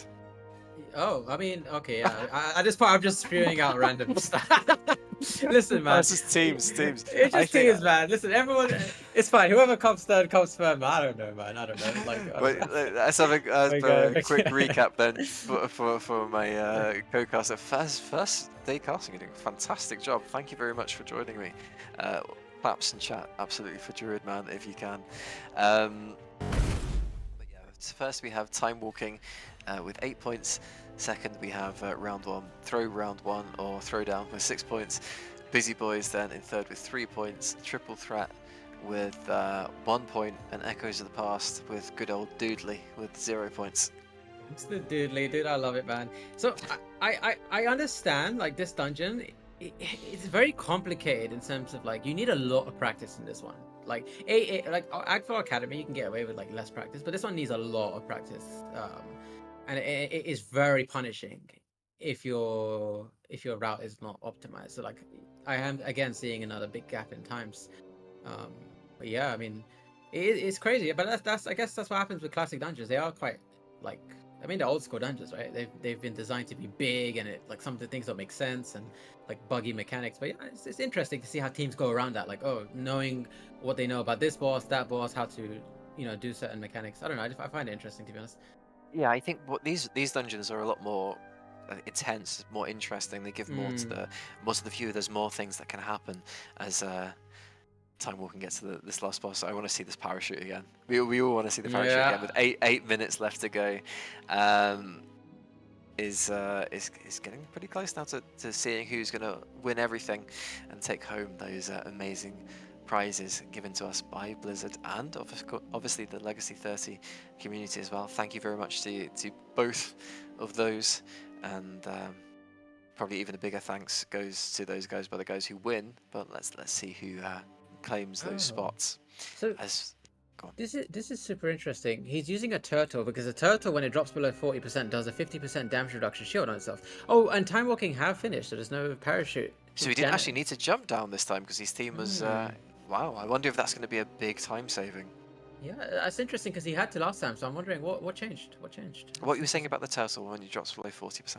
Oh yeah, with some of these pets, when they drop below 40, they'll just do a passive. So this one, in this case, will take less damage. So there's also a strategy in like picking the right pet. I mean, you could even go to the extent of like getting there's a rare 0.1% book that drops from Shadowland open world mobs. When you get this item, you can tame undead pets, and I believe undead pets are immune to, I think it's fear or polymorph, one of those. Like, I didn't see any undead pets going out here on any of these hunters, but yeah, there's some, like, hunters have a lot of like ability to min-max and do like things with pets too. I find that cool. It gives me like a classic vibe. Although pets are like streamlined now compared to like 20 years ago, but like, yeah, it's cool. Yeah, I do wish that they would bring back some of the old sets and the bonuses and all of this and give more things to play with, as we see Busy Boys here just corner pulling, doing the good old fashion corner pull, getting everything around. Slightly less extreme version than the versions we've seen previously, as he drops down. Oh no, just pulled too much aggro away. That stood slightly too close. When he dies, dude, he goes down. Yeah, he goes properly down, and he uses gun shoes to get back. I wonder if he used... What's the cooldown on gun shoes? Can you remember? It's 5 minutes. Should be anyway. Yeah. So he clearly didn't use it before. He didn't. I wonder if that's... One thing I really want to know, I've noticed this now, but when you play Hunter and you throw those bombs, it's a cone. It's like it's a frontal cone, so you have to position correctly. You can't just throw the bomb because you might miss a lot of mobs. Not only that, as mobs are pulling in around the corner, if you want to be really efficient, you have to make sure you know at the right time when to throw that bomb to make sure you're whacking everything because of how much damage it does. You don't want like 6 mobs to not get hit by the bomb because you pressed it too early. And I think that's what Guru prevails at, like pressing the bombs at the right time, making sure his positioning is correct. And so he's getting like the maximum amount of damage he can pull out of his hunter. Like I'm sure when he looks back, he might notice one or two things he might have done differently. But like other than that, bro, he's doing the hunter's like playing at that level doing really well, man. You can see it. Like I've noticed some of these other teams throwing the bombs and it doesn't hit some of the mobs, and that's a lot of time lost. You'd be surprised, man. It adds up. It adds up. Yeah, I think, as I was saying before, some of this is just going to be a gear difference, but most of it is just by movement and how people are moving around the map using the character. You can see here, though, that the hunter here for Busy Boys is actually doing a pretty good job, especially for somebody who has only been gearing for 2 weeks, I believe. So he's doing a pretty good job with how he's moving around the map and really making sure to bring the most out of his hunter and different things they provide. It's a pretty good setup as well, although... I mean, Brewmaster, as we discussed, is very, very good, but does it bring as much damage? Can you pull as big as you need? Do you have all the gear? It has the offensive and defensive setups. There's so much that you can get into with all of this, and if you want to pull a lot of stuff, then Essence of Gossamer, as you've said before, and some of the other trinkets and items you can get that can really help out. And I do wonder if what we're seeing here is a bit of gear. Yes, that's right. So one interesting thing about this bracket is, unlike obviously, MDI max level where everyone's just gonna use the best gear and it's kind of straightforward, there's a lot of time involved in this gearing. It's not hard per se, it's just time consuming, like some people have taken like let's say for myself, I've taken 1.5 years and I still don't have Thunder Fury, which if I was doing this pool we're seeing right now with the Busy Boys, I would clap down these mobs with Thunder Fury, but without it, compared to a monk who does, it's a big difference. Yeah. So just to interrupt you, I've got another time from Time Walking. They got a 4:13. Wow. So they were saying the jump wasn't intended, it was done on the fly, and it was because Server and Kirana didn't do it right. Damn, man. That's crazy, man. Yeah, Or honestly, they said Server and I finally got it right. Jumping was fun, but not intended. As we end up with probably about 4 minutes left now, but that's an insane time. dude, I'm just glad no one hit instance cap, man. I was worried about that coming in here. It got pretty close. Absolutely. Let's have a look at the other times going through. We already know that Time Walking are on a 4:13. Busy Boys on a 9:44. Throw round 1 on an 8:55. No time yet for Echoes of the Past, and Triple Threat on a 9:04, which means that Triple Threat are going to get currently on track to get another point. Throw round 1 are going to be in second, but it would still mean that Busy Boys are going to get third place, because it would mean that Triple Threat are only on 2 points. They need to move up one more place, but they still have another time that they can get, so it's going to be pretty close. And let's see how that ends up now with another 3 minutes left on the clock, as we're getting really close to the end now. Dude, I'm glad I'm not playing in this tournament. That's all I'm going to say. No, it's fine. No. No, it's fine. You would have won, right? It's just like, no. Yeah, You would have won easily. Yeah, I would have won, man. I probably would have soloed it, it's too easy, man. Like when me and you were doing it in 2 minutes every single one, right? It's just exactly. so easy, yeah? Yeah, like maybe we can like tell some of these teams our strats after, man, so they can learn for next time, man. Absolutely. Bring a level 70. Yeah. I love it. Yeah, that's a good strat.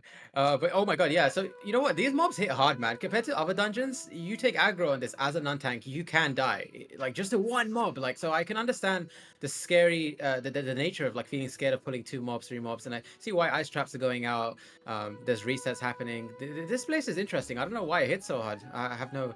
Probably just one of those dungeons, huh? It's Chromie time. Yeah, but it's a great mix of, as you said, Algeth'ar Academy kind of doing nothing. Is just about how quickly and how efficiently can you gather the mobs, and Zul'Farrak is once again kind of the same, but these mobs will stun you, they'll hex you, and if they hit you once, well, they hit you 2 or 3 times, there's a chance you just go down, as we see a few of these guys actually do get hit, and now they're running back towards the final boss, I believe. Oh, he's going to feign.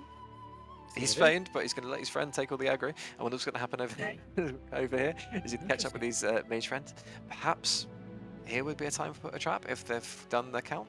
Yeah, I mean, no, they haven't even done this boss yet. Oh, but they've done the count. That's interesting. So one thing to note, which is interesting, is that some of these mobs are more deadly than others, like the Shadow Hunters. So actually knowing that and knowing which mobs you should target first can be the difference between 4 or 5 seconds. Like, as we know, it's about 20 seconds ago, one of our hunters here, or the only hunter in this clip, he got stunned.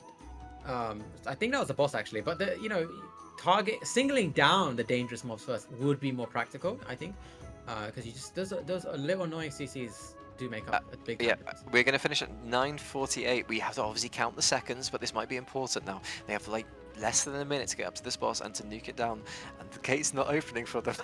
This must be done really what? annoying. We I'm know. pretty sure they Oh, they have. The goblin was taking a long time. He got the can goblin get up here, stuck yeah. in combat. You know that he can get stuck in combat if you don't kill the mobs. Oh my goodness, I think he got stuck. No way. might have got stuck. Are we obviously going to let them finish because we don't actually know? Wait, he bugged out. What's? Oh no, No! that was tragic. He bugged out. Oh my goodness, he went under the ground, dude. What? Oh, Oh, no. that's tragic. They're not going to get the chance to do it, and that's going to bring saw us. it. That's going to bring us to the end. Unfortunately, they're not going to get the chance to potentially do that. I think if the saving grace is, I don't think that the time they got would have counted anyway. So, I mean, Dude, maybe it's reroll. not the worst thing. No. We're doing another half an hour, man. They got Do another half an hour just for them to get some runs in. Yeah, man. So we're going to bring that then to a Oh, close. We're just going to get final confirmation of all the different scores. Give everyone a couple of minutes just to relax, take a deep breath.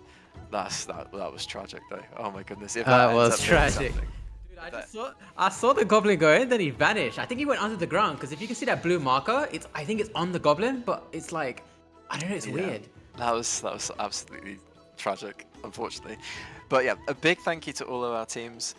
Time Walking, Busy Boys, Throw Round 1, Death Pact, Echoes of the Past, and Triple Threat. Thank you all so much for coming along and competing. I hope you had a fantastic time.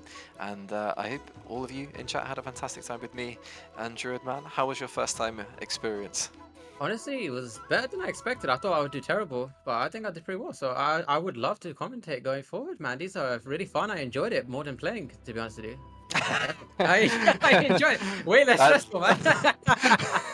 Just Oh, man. casually flaming all your friends there. No, I love my friends, I man. don't want to play with them anymore. Like, screw those guys. No, don't do it, man. No, I love my friends, man. But no, honestly, like I think I just the commentating, I wanted to try it, and it's really good, man. I would love to try to do this again in the future, man. You did a fantastic job, and from all of us and Starship on the production side, thank you for coming along. And yeah, Druid Man Toxic in chat. All right, man. So we should get probably these times then, huh? Who's gonna be our winner today? Yeah, absolutely. So Time Walking are gonna take first place. They got a 4:13, which puts them up to 11 points. And Muraka is being spammed in the chat as well. Yeah, I don't know. Let's have a look then through the rest of them. Busy Boys got a 9:44 in Zul'Farrak. Throw Round 1 got an 8:55. I can't see a score for Echoes of the Past, unfortunately. So my favourite character of all time, which I'm not going to pronounce again because I've said it once too many times, is not going to get a point. And a 9:04 for Triple Threat. So that, I believe, means that's 3 points for Time Walking. Oh. 2 points for Throw Round 1 and 3 points, so 1 point, sorry, for Triple Threat. So I believe the scores are all counted, but I will just wait for a second there to absolutely confirm. And just to make sure that even if the, we were saying about times that might have to get counted before, we just want to make sure that even if anything was to happen with that, there wouldn't be a problem. I don't think there would be. No, there won't be. We'll double check everything, so don't worry. Like if you're panicking, like, hey, that's wrong. We'll make sure. So, do you want to do the honors as you're here for the first time to announce the winners?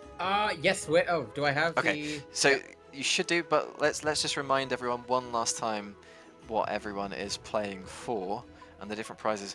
It's given to us by Legacy 30, of course, the gold prizes and our fantastic secret contacts and Blizzard. So let's go through this. 1.5 million gold for the winners. War with an Epic Edition for each of them. 60 days of game time for each of them. And a mount for each of them. Second place, 975,000 gold. Not for each of them. Although I could say that and put them in big trouble. Bankrupt them entirely. A War with an Epic Edition for each of them. 60 days of game time again, and of course the mount again. Fantastic prizes. Thank you for Blizzard for giving us those. And third place, 525,000, War with an Epic Edition and a mount, but no game time. So, Druid. Hey, is it on the spreadsheet? Because I do have it here. Yes, it is on the spreadsheet. Okay, and I hopefully you have the same spreadsheet as me. Otherwise, it's going to get a bit awkward. All right. Without further ado, our first place winners of Season 6 of the Legacy 30 Dungeon Tournament is Co-optimally. No, I'm just. I'm kidding. All right. Our first place winners is drumroll. 11 points to first place, which is Goro Kirina Serve Riptime Walking. Congratulations, you have won first place. For second place, we have 8 points. And that goes to Throw Round 1, or as I like to call it, Throw Down, Squishy Flap, Daki, and Roger. Congratulations on second place. And to our third team, taking home the third place prize, we have team number 3 with 3 points, and it would be the Busy Boys. So congratulations. I believe that's a Starship team too. It is. It is a Starship team, yeah. Hey, that's amazing. So you guys are going to be taking home the third place prize. As for our runners-up, we have 2 points for... Everyone's laughing because you said Roger. Wait, no, Roger, yeah. What do you mean? His name's Roger. What? Okay. I mean, you're reading the sheet. Who in the community is that? Well, I mean, I said the team name and the individual character names, right? It's Roger. Never mind. Listen. Roger. First time. Yeah. We have Roger and Doodley coming from. Listen, man, first time commentating, all right? But anyway, listen, going back to the spreadsheet, we have, did I say fourth place? We have 2 points to Triple Threat. That's going to be, Lucario, Watsumi, and Lord Lex. Yeah. Keep going, sorry. Something happened. And then last place, we have 0 points to Echoes of the Past and Death Bat. Perfect. Thank you everyone for joining us. Thank you for the teams competing. Thank you for the sponsors as well. Remember, if you want to get involved with something like this, the Legacy 30 Discord is the place to go. Thank you to Roger and Doodley, to Team Throwdown especially. I hope you all had a wonderful evening, and hopefully you'll join us in the next one, which will be soon, TM. Remember, if you want to get part in a Starship community as well, that's very much open, and you can find the links in the appropriate places down below. Thank you for your evening. I hope you have a fantastic rest of your day or rest of your evening wherever you are, and see you next time. See you guys. Bye-bye.